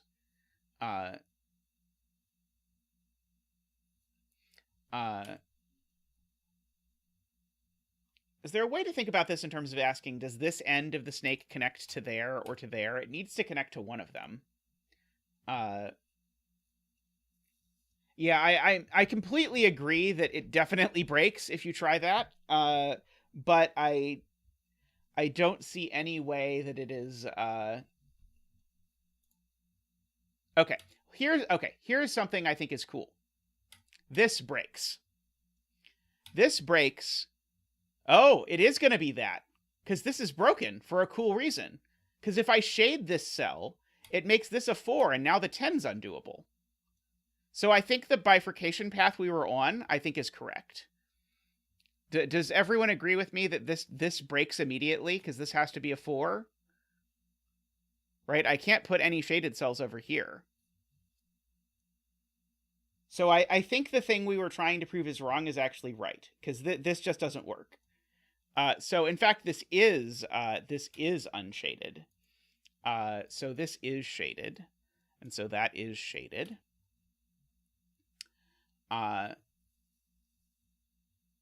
Okay, and so now this is a... Wait, was it not a 4? Maybe it wasn't a 4. Sorry. That was not a 4. That was a 3. Darn it. Sadness. It was so cool. But right, this is not, right. It's not a 4. It's a 3 in that universe. I was counting this cell for no particularly good reason. Uh, sad, sad 4 days for everyone. But this cell's always a 3. There's no universe where this isn't a 3, because this is just in the middle of a snake. And so it's either going to go down here and then keep going, or it's going to go over here and keep going. But it can't ever... Oh, no, it could... Sorry, it could be a 4 if it did that. Sorry, I'm just making incorrect claims all over the place. So it could do that. Let's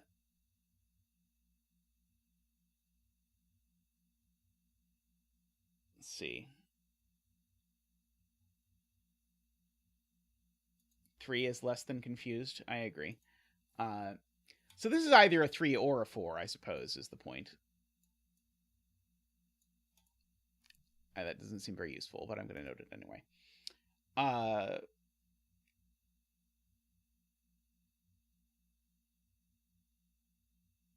So yeah, it's a 3 if it goes down, in which case this is a 4-6, or it's a 4 if it goes over.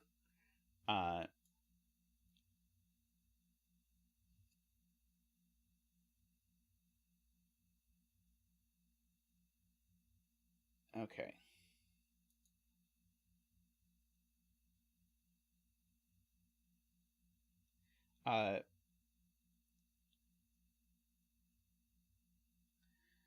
Okay, that's a good question, Garion. Okay, so Garion asks, okay, what if this is shaded? Is that an easy thing to break? So if this is shaded, I now have to connect...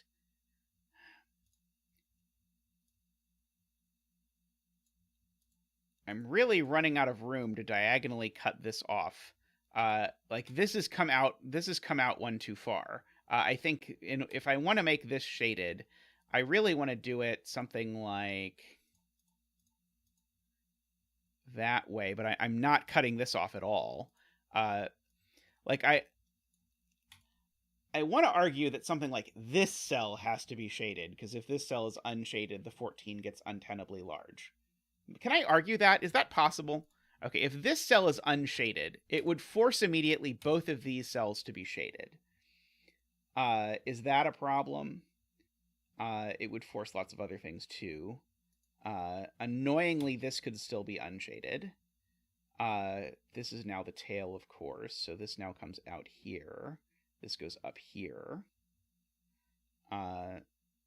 This is unshaded now, so this has to go up here. No, I think we lucked into the actual answer. I think that's the actual answer. Darn it. Okay. I think that's the actual how it actually works.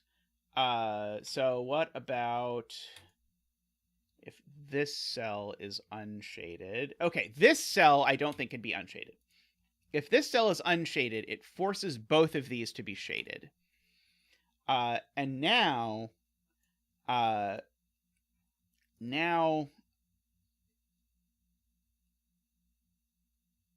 oh, am I wrong? So now this is the tail. This is a green. This comes up here. No. Yeah, sadly, all the different ways of doing this seem plausible. Because I know one of these cells is shaded because of... Oh, maybe I don't even know that. Sorry, I know one of these cells is unshaded, but maybe I don't actually know that one of these cells is unshaded. I think that was something I proved before that I think turned out to be wrong. Actually, no, I think if all of these are shaded, I think there's no way to make this circle work, is the point. Because if all of these are shaded, then this circle only works if this connects up to here through here. And there's just no way to dodge putting too many cells that are shaded around here because of this cleverly placed 12. So I do think one of these has to be unshaded. It's just a question of which, and unfortunately, they all seem to lead to plausible-looking things.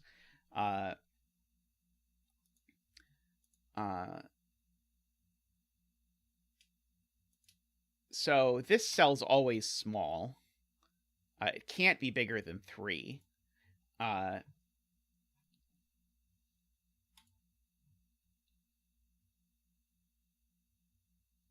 People in chat have tried to get me to prove that this cell is shaded or isn't shaded, and both are very plausible looking. So let's look at the world where this is shaded. So before, we went on a long path to what happens if this cell's not shaded. What happens if this cell is shaded? If this cell is shaded, it automatically unshades these cells. Now my 12 is... Oh, sorry, I have to be very careful about this. That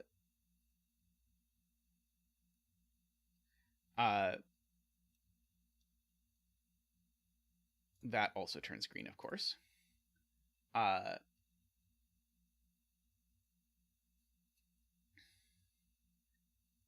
So now these are both shaded in this world.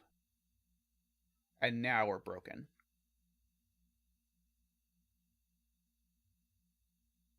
I'm trying to figure out the easiest way to frame this, but this is definitely broken because the 12 clue needs to have more snake juice, and it's not going to get more snake juice because this is going to finish the snake. Okay, so I think this does in fact break if this is snake, and I think it's actually not so hard to see that it breaks if this is snake because you immediately absorb all of this in the 12 clue, and you have to be super careful that you don't extend it, and then it's not too surprising that that's going to force these two to be in snake. Okay, so I think the true thing is I think this is unshaded. So let's see if we can do this. So that comes over there. And then it has to come down. This now is a 4.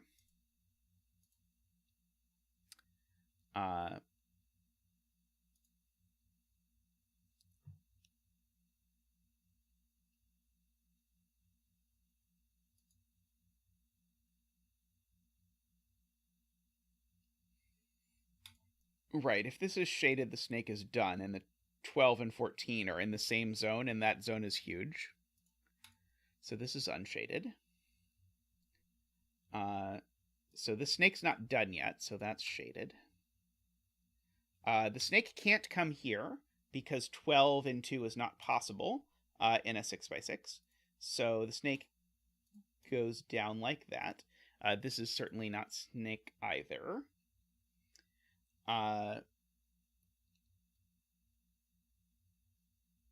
This now is a 1.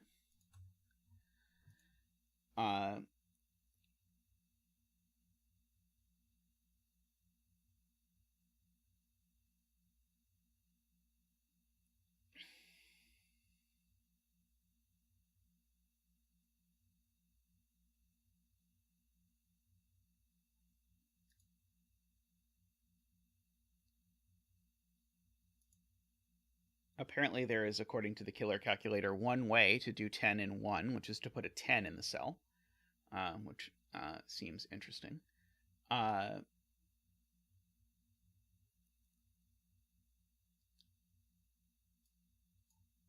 So this can't connect here, is the observation.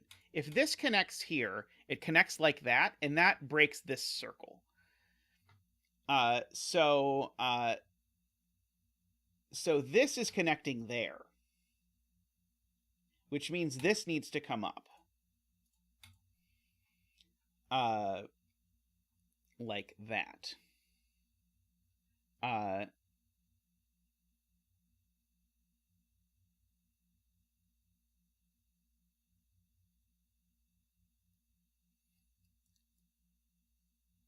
So now, if this is unshaded, both of these are shaded. If this is unshaded, both of these are shaded. If this is unshaded, both of these are shaded. Okay. If this is unshaded, because of the 14 clue, I only get 2 green cells in this row to be part of the 14 clue. Those both become shaded, and that's a branching snake. So this can't be unshaded. It is shaded. And that's 5 already for this cell.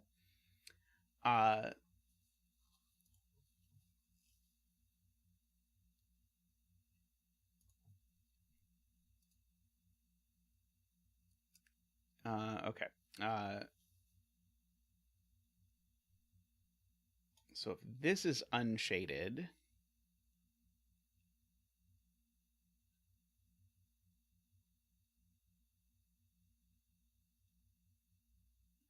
so are these both unshaded? The answer is they're not both unshaded, right? They can't both be unshaded, because if they're both unshaded, now my 14 is enormous, because it sums to at least 1 million. And so one of these is shaded, which does mean this is always a 6, for whatever it's worth. One of these is shaded, and one of them is unshaded.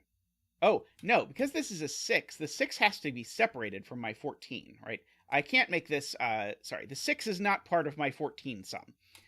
So the 6 needs to have a shaded cell to its south to separate it from the 14 sum. This is now unshaded, and that's shaded. Okay, so despite all of our efforts earlier to rule out various combinations, that is it. That is a snake dance.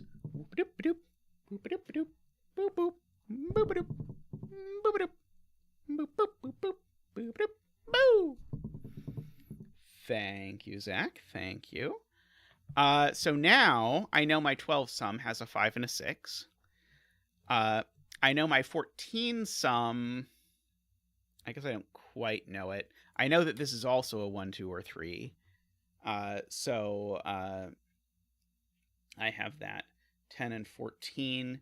So these cells in total sum to 14. So these two sum to 7 without using a 4 and a 3 or a 1 and a 6. So these are a 2-5 pair by the analog of the secret. So that's a 6 and a 5. This is a 3. These two cells are a 2 and a 4. Aha. That's the 2. That's the 4. These digits are a 1, 3, and a 6. That one's not a 3 for sure. These digits are a 1, 2, and 5.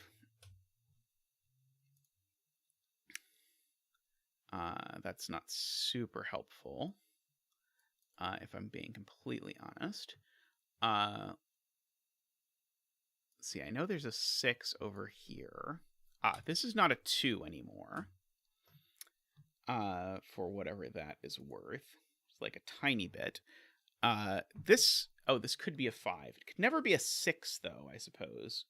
Because if I put in 1, 2, 3, 6 is not enough. Why can't that be the 6? Right, okay. So I was looking at this opposite of the way Garion is looking at it, and Garion's way worked better.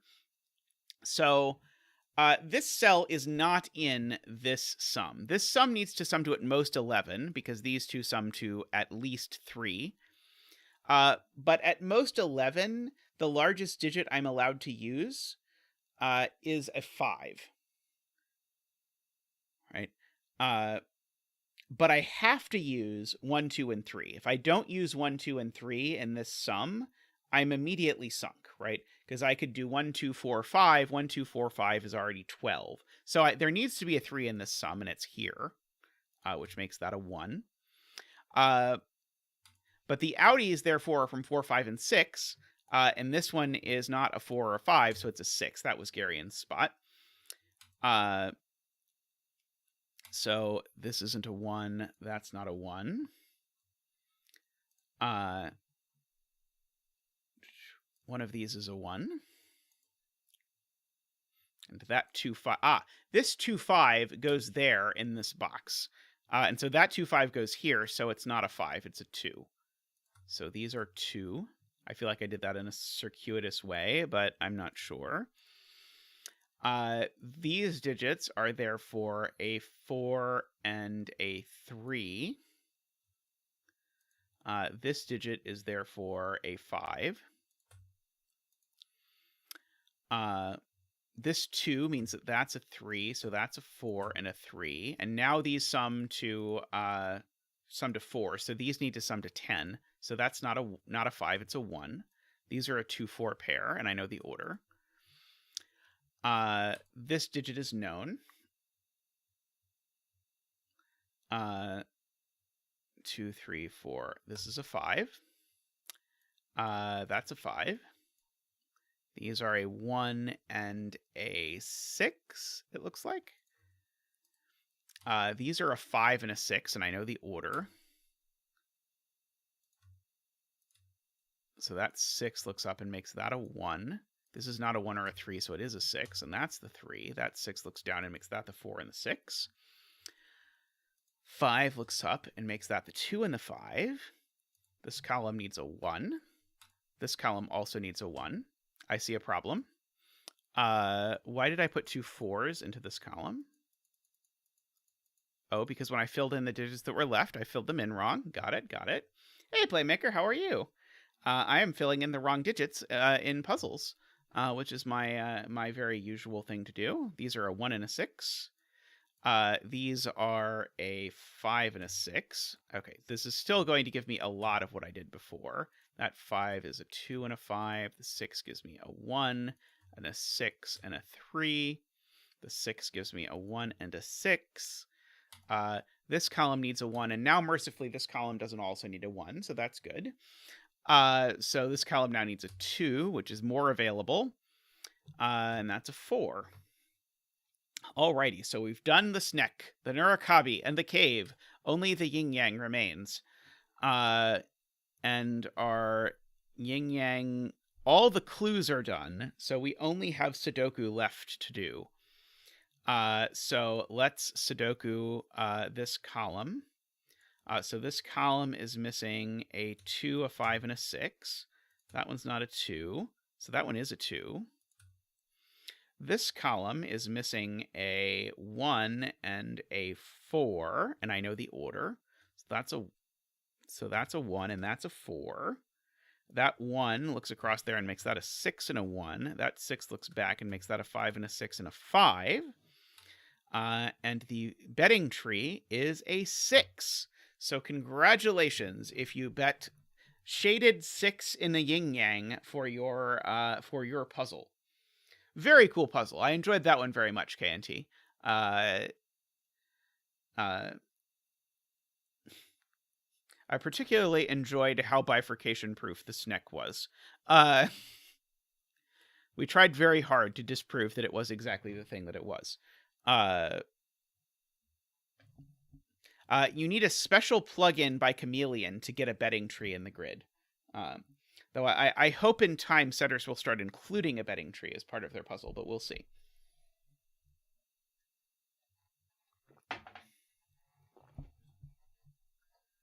Very cool, very cool. Yeah,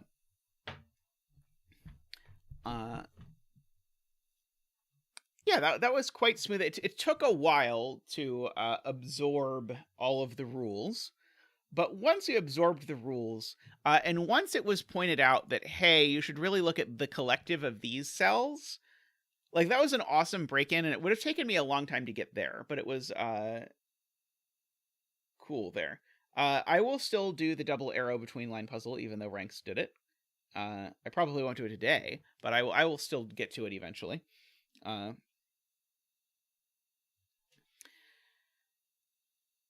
Alrighty. I'm going to take a short break and then come back and do something something less than this. We will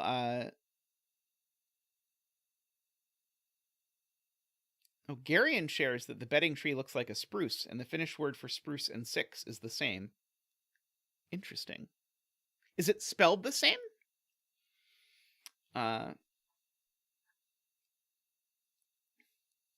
Yes, this is what Zeta looks like on a Sunday.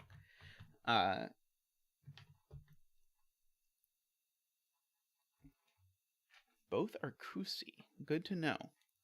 All right, I'm going to take a quick break. I'll pull up some quick puzzle to do when I come back.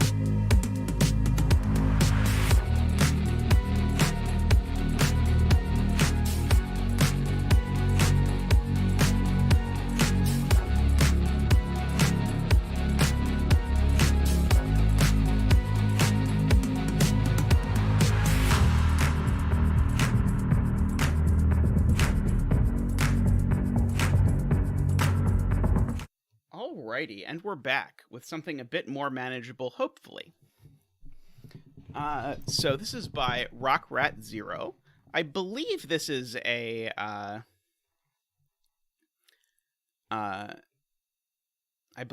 debut for rockratzero on the channel. So we have a few different things going on in this puzzle. So first of all, we have our renban.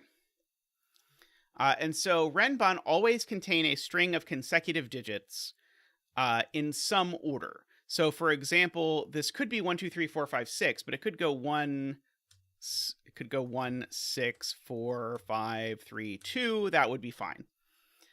So in any order, though. Yeah, so there's going to be lots of roping going on in this. We will see about that. We have normal arrows, so the digit in the circle is the sum of the digits along the arrow. If there's only one digit, then it just duplicates itself down. There are no doublers or anything in this puzzle, I don't think. And circles without an arrow sum all of their orthogonal neighbors. So this digit is the sum of these 3. This digit is the sum of these 4.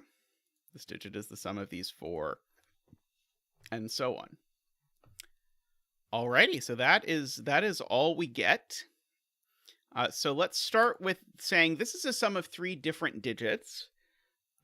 So it is at least 6.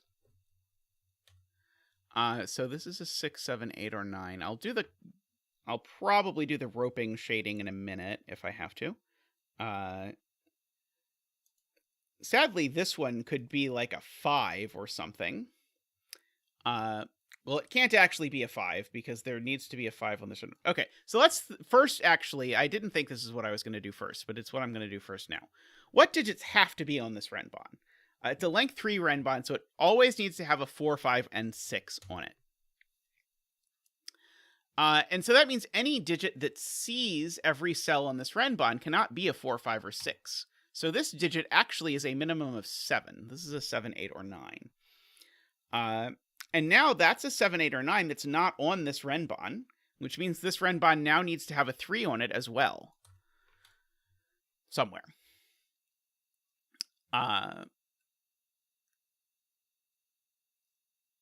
Yes. Okay. This renban would have been a way smarter place to start, because this renban doesn't have a 7 on it. So this renban is 1, 2, 3, 4, 5, 6.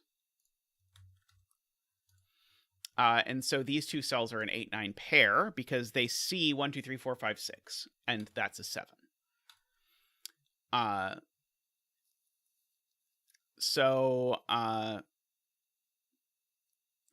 Of course, these aren't the 2.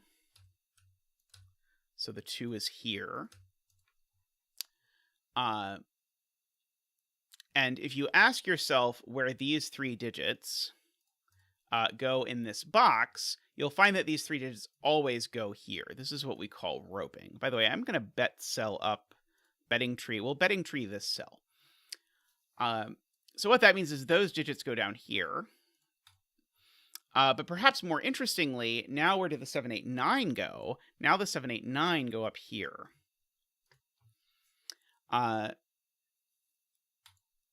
So this digit does not appear anywhere on this renban, but this renban has a 7, 8, 9 on it. So this digit could never be a 7.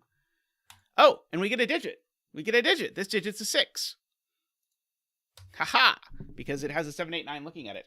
And we get to see Zach's famous 6-y dance. Boop boop doop. Boop boop doop doop doop. Boo doop doop doop. Boo doop doop doop. Boop boop boop boop boop boop doop doop doop doop. Boo boo boo boop ba-da. Thank you, Zach. Much appreciated. So there's no 6 down there. There is a 6 over here. This is a 7, 8, or 9. It can't be a 9 either, because this digit's not on it. So this digit can't be a 9, because there's a 7, 8, 9 digit that's not on it. So this is a 7 or an 8. There's always a 7 on this line, no matter what. Oh, hey, that's a good question. Dog is asking me, if this is a 6, what does that mean? And I had already, I'll be honest, completely forgotten about the rules and just gotten into my zone thinking about renban. But these 3 digits need to add to 6, and so they have to be 1, 2, 3. And so these are a 1, 3 pair. These are not 1, 2, or 3. They are a 4, 5. These are not 4, 5. Oops. These are not 4, 5, or 1. They are 3, 6. That's not enough digits. What happened? They are not 4, 5, or 1. Why am I taking away the 1? The 1's up there. It's not on the renban. That is the point. Okay. So these digits are 2, 3, 4, 5, 6, 7, 8, 9. I should have known that from my roping. These are 1, 3, 6. These are 2, 4, 5. Okay. This renban has a 7 or 8 on it. It definitely doesn't have a 1 on it. 2 to 7 is still acceptable, though. 7, 6, 5, 4, 3, 2. Yes, 2 is still acceptable. I typed 2, 4, 6 instead of, instead of 2, 4, 5. There we go. It's actually 2, 4, 5. These are a 4, 5 pair.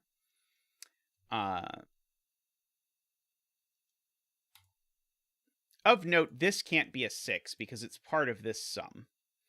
And so if this was a 6, these would already be at least too many. So that'll be not the 6.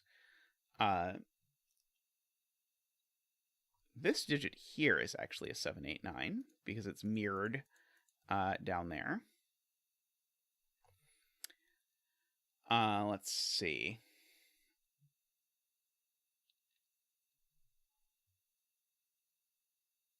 So is the 2 on this renban? I can do the roping thing again. Let's do the roping thing again in this direction. So where do the orange digits go here? They go here. And so the orange digits in this box go up here.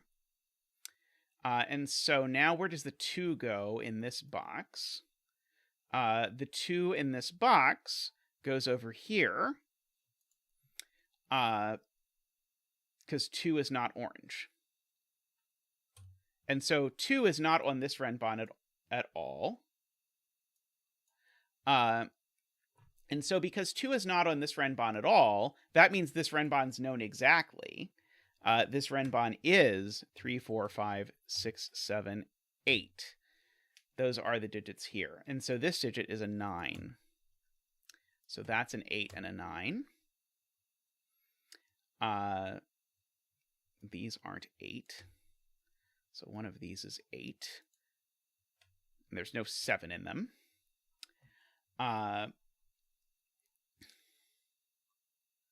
So where does 8 go in orange down here? 8 can't go on this because it would make that a 9. So that's an 8. Let's see. 7 isn't orange, so 7 is down here somewhere. Yeah, 2 of the orange digits sum to this digit. So this digit has to be a 7, because the minimum sum 2 orange digits can possibly have is 7, and the maximum this digit can be is 7. So that's a 7. These are a 3, 4. 3, 4 don't go over there. So these are not 5 or 6. They are 3, 4, 8, which makes this a 5 and a 4. Hey, Javier. And yeah, this is my new schedule is that I'm now going to try streaming Wednesday, Friday, and Sunday. I started work again, so I can't stream on my old schedule, but I'm trying out Sunday just to see if it's more popular and I can do it at a different time of day. There is a 3 in orange, so that's a 3. We'll see how it goes. If it's a complete disaster, I can revert some of it. Not all of it, but some of it. What's missing in this column is a 2 and a 2 and a 1. And so if 2 and 1 are here, that's saying 1, 2, 9 is the thing that goes in this column. So that's a 1 and a 6. So these digits are, let's see, a 5 and a 6. And these digits are a 1, a 2, and a 9. This is not a 9. So that's not a 9. This certainly can't be an 8. Because if this were an 8, I would be saying that these 3 digits together summed to 1. So, in fact, these 3 digits together sum to at most 6. Okay, so the minimum here would be 3, 3, 1. That would be 7. So this is at most 2. This cell is always a 1 or a 2. Okay. So this renban, because it doesn't have an 8 on it, it doesn't have a 1 on it. So this renban is from 2, 3, 4, 5, 6, 7.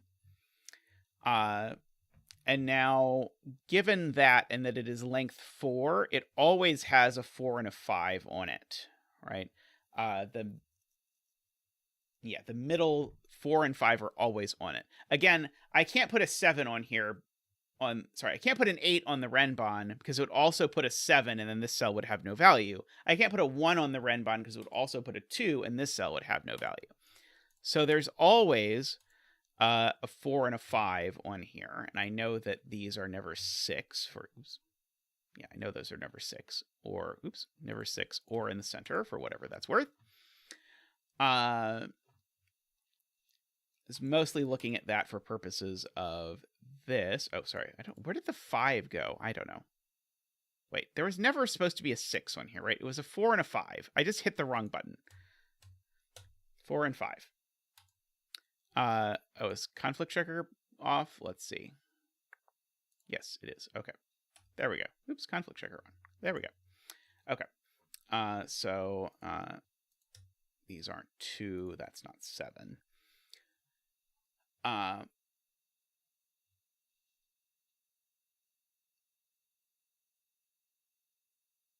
If one of these 2 is 2, this is double 1. And that's a 4. seems okay to me.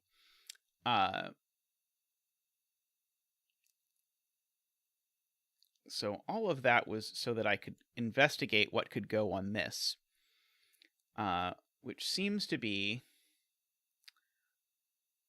1 or 2 or 3. It actually can't be 2 because there's a 2 up there. It can't be 4 or 5 because of the renban needs a 4 or 5, or 4 and a 5. It can't be 6 because there's a 6 in the column. And then I believe it could be 7, 8, or 9. Oh, it can't be 7, I am being told, because of that 7. Okay. So that was not necessarily the most exciting thing ever, especially owing to the fact that it sees this entire thing. Okay, so let's fill in our roping over here. So yellow cells in this box, they go down here. So the yellow cells in this box, they go over here. And so where is the 8? Is the 8 in yellow? It is not. So the 8 is in one of these cells in this box. So there's no 8 on this renban at all. So if there's no 8 on the renban, then that means it always has a 2 and a 3, right? So the renban has a 4, 5, and 6 for sure. But now it has no 8, so it's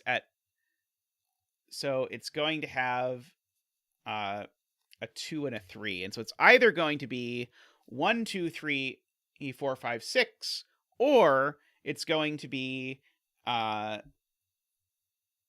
3, 4, 5, 6, 7. Those are the options. But anyway, there's always a 3 on it, so this cell and its friend up here can't be 3 anymore.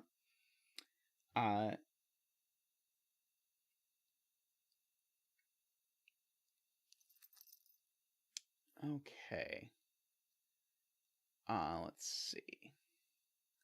So this digit, I should mention, I know is at least a 5. And so because I can make it sum in 2 different ways. So this is at least a 5. 7, not 8, could be 9 maybe.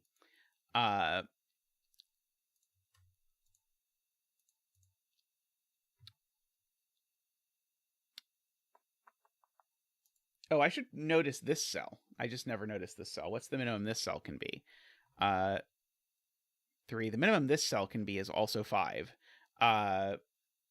Because it's a sum of at least these two. That's 3, 4, 5 is minimum. But there's a 4, 5, 6 on the renban. So this is always from 7, 8, 9, and it's not 7.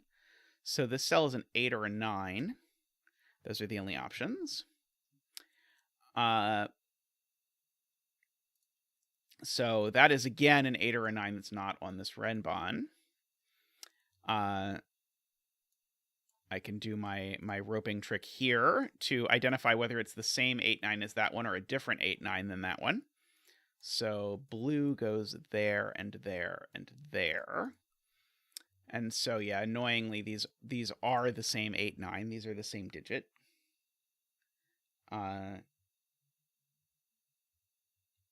Yeah, those are the same digit. Okay.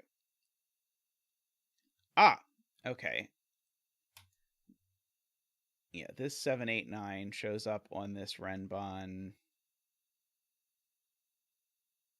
Yeah, this 7, 8, 9 is on the renban. Okay. So this digit,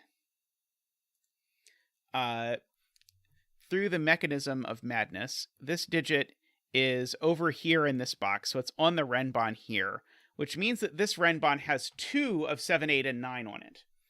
And so if this renban has 2 of 7, 8, and 9 on it, then this can't be an 8, so it's a 9. And so this 7, 8 is down there.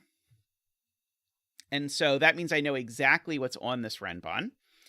This renban's digits are 8, 7, 6, 5, 4, 3. No 2 on it in particular. This cell can't be a 3 or a 6, so it is a 1. And so we get all of that. This cell now can't be an 8 because the renban has an 8 on it. So this cell is a 9. That's right. It's the same cell I proved was equal to that cell, I think. This isn't a 9. This is not a... That's not a 9. So that's not a 9. That's not a 7 while I'm removing stray pencil marks. Okay. So there's a 9 over in this box. Do I know there's not a 9 on this renban? I do know there's not a 9 on this renban. So there's no 9 on this renban. So the 9 in this box is actually in one of two... Oh, the 9 is there. Oh, I chose a bad bet tree. Because the 9 in box 9 actually is placed here. So that is a 9. Because I need to place a 9 in one of these 3 cells. I can't have a 9 on this this renban because the renban doesn't have an 8 on it. And I can't place a 9 here because I'd need to put a negative number here, and those are not in this puzzle. So, oops, sorry. So no 9 here. This cell is a 5, 6, or 7, we know specifically. For whatever that is worth. Let's see. Do I know where the 9 actually is? Yeah, I probably do, right? Yeah, where is the 9 in this box? 9 is not in yellow. So 9 in this box is up here. So 9 in this box is down here. So that's the 9. Oops. That was a lot of 9s all at once. So that's the 9. That's not a 9. Oops. It's not a 9. Okay. So my 2 yellow digits need to add to a 5, 6, 7 number. So it's got to be that 5, 6, 7. So this 5, 6, 7... No, it's not that... Sorry, it's not that 5, 6, 7. Let's see, Chameleon has something I should look at. Row 3, column 8 sees the whole renban. Right, good, yes. This sees this whole renban, which we just established, has a 4 and a 5 on it. So that's a 2. So that's not a 2, which now means this can't be a 6, because 6 plus 4 is too many. So this is a 3. That's a 6. 3 plus 4 would be 7. 3 plus 5 would be 8. That gives us a 7, 8 pair in the row. So that's not a 7.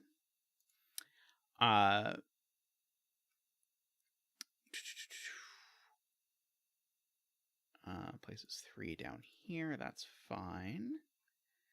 Hey, rockratzero. Yes, this should look familiar, I hope. I always enjoy it when the setter can come to enjoy the fruits of their labor.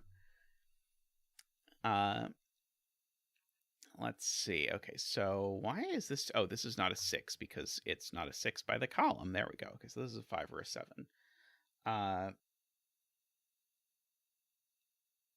Absolutely.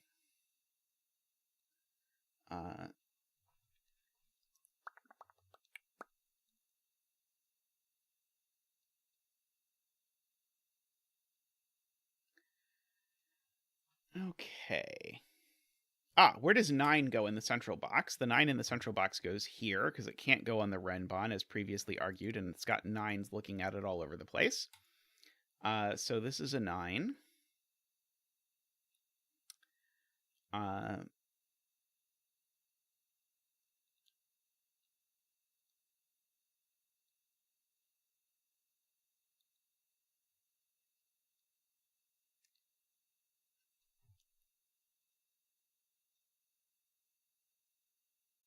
Okay.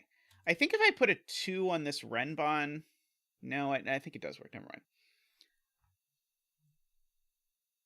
I can remove some 6 pencil marks in column 8. Right, these are not 6 anymore. Good spot.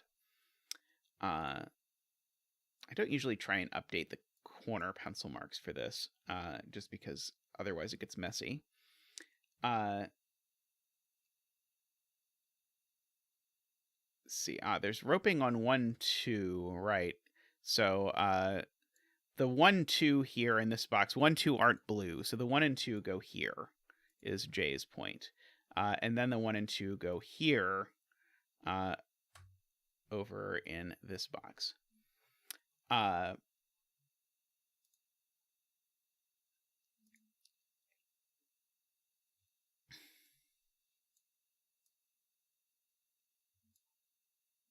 Did I really know that this was... Oh, no, these are digits I knew were on here. Right, okay.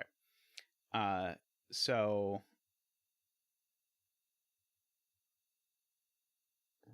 Right, okay. This digit's a 4 or a 5, just because it's a blue digit. Oh, no, it could be a 6. Never mind. Hey, Panthera. What do I know about this? I know there's no 8 on it. So, but I don't know if there's a 7. But I know there's a 6, 5, 4, 3, 2. Okay, that's why this is marked 6, 5, 4, 3, 2, because those are the digits I know are on it.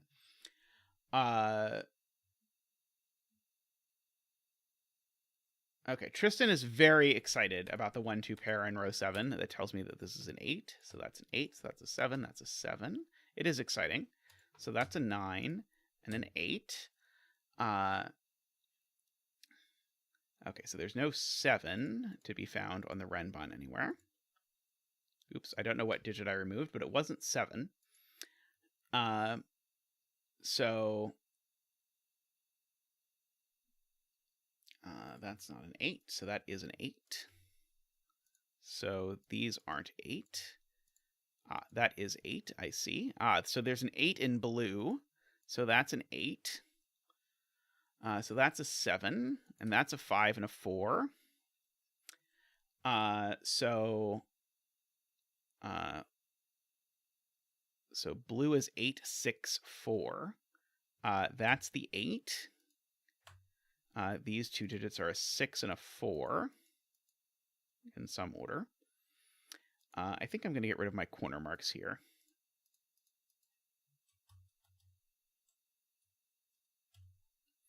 After some consternation. Okay, so... but this digit's not a 7 anymore, and it's the same as this digit, so it is a 5. That's a 5 and a 5. So that's a 5. These are not 5. This is known to be a 3, 4, because 5 is always a 1, 2 number and a 3, 4 number, but that gives me a 3, 4, 5 triple in the column, so that's a 7.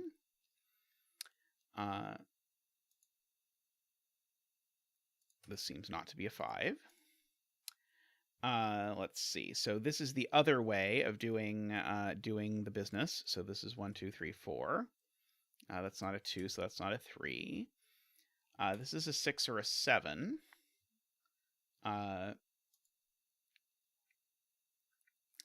Let's see.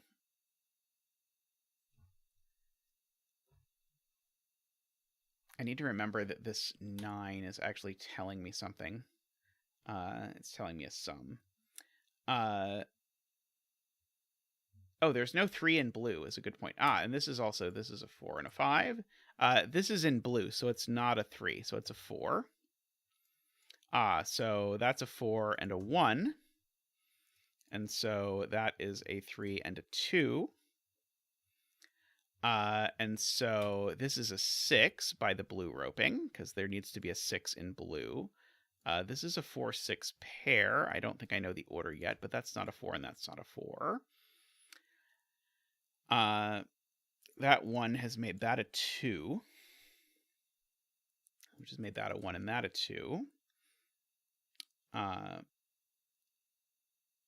So there is a 1 on this renban, just by sudoku. One of those two cells is a 1. So I need a 1. We've got a 2, need a 3 and a 4. So this is not 1 or 4, so that's the 3. These aren't 3. They're 1, 4 pair. 1, 4 pair resolves the 3 and the 4. This row is missing 2, 3, 4, 5, 6, 7, and 9, which I can do the order. So that's a 6 and a 7 and a 6. I should clean up this box a bit. So these are now a 4, 5 pair. So these digits are not 4, or 5. So that 4, 5 pair means we definitely need a 3 in one of these two cells. And then the question is whether it's with a 2 or a 6. So one of those is a 3. So there's never a 1 involved. The 2 is always one of these two. This is a 1, 2, 3. Let's do it that way. This is a 1, 2, 3 triple. So that's a 4 and a 1. Let's see.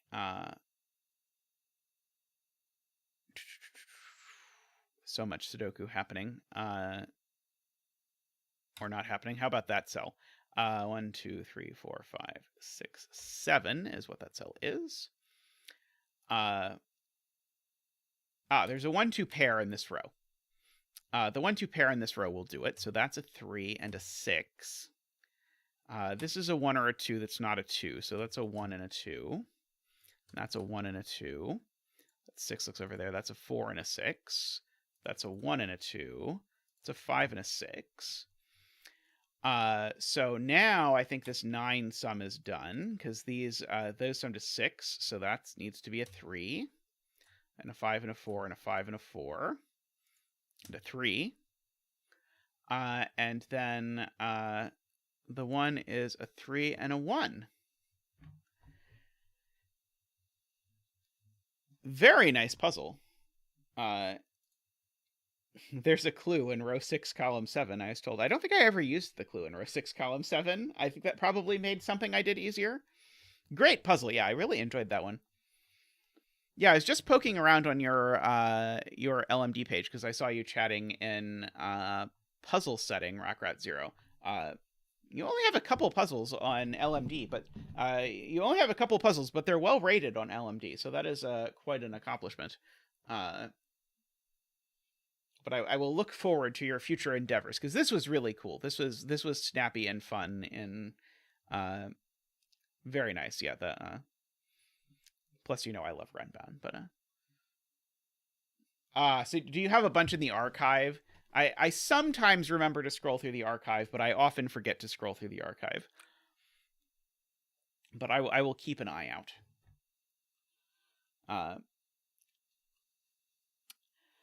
But that's going to be today's stream. Thank you for joining us at this new time. I hope the time works well for you and catches on. We'll hopefully get a bunch of people to hang out. It's been fun seeing you all. We've had some great puzzles. Yeah, we did 3 great puzzles today, I would say. We started with this, which I just love flipping back to look at this atrocity of coloring. And then we did this, which was awesome. And then we got to end up on this quick one. So thank you everyone for stopping by. Yeah, so Alima, I'm streaming 4 hours, 3 days a week instead of 8 hours one day a week and 4 hours another day of the week. That is the exchange. Because I was, my previous schedule was not going to work. And I figured this will probably lead to better Zeta overall.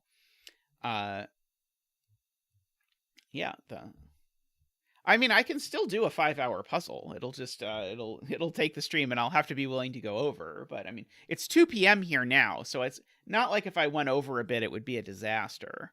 And I have set it up so now I'm ending my my Wednesday and Friday streams, I'm ending at 6 p.m. my time, so I can have dinner at a reasonable hour rather than ending closer to 9 p.m. and then being starving. So I think it'll work out a bit better. Plus, I'll be able to do my job, so all those good things. Thank you to everyone who supports the channel. I really I know I say it a lot, but I really do mean it. We really do appreciate everyone who supports the channel either on YouTube, by clicking the join button, or on Patreon. We really appreciate your support. And I appreciate you being here. It's very cool to hang out with you. It's something I really look forward to. And that is great. I really appreciate everyone who contributes in any way they can. But I especially want to call out the people who contribute at the tip-top level. So the people who contribute at the tip-top level are David Ratner, Michael O'Connor, Nordy, Franco, and Woofer. Thank you very much to those and all of you. Alima says we're very close to 500K.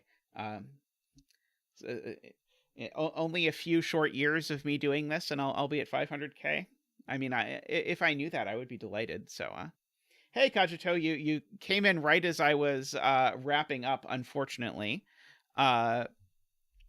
But I would recommend going back and looking at some of these stuff, because we did a bunch of cool stuff today. There were some cool betting trees. Sorry. Shut up right as I was finishing. But anyway, yeah, as we adjust to the new schedule, I'm sure there will be some growing pains. But anyway, thank you everyone for watching, and I'll see you all real soon. Bye for now.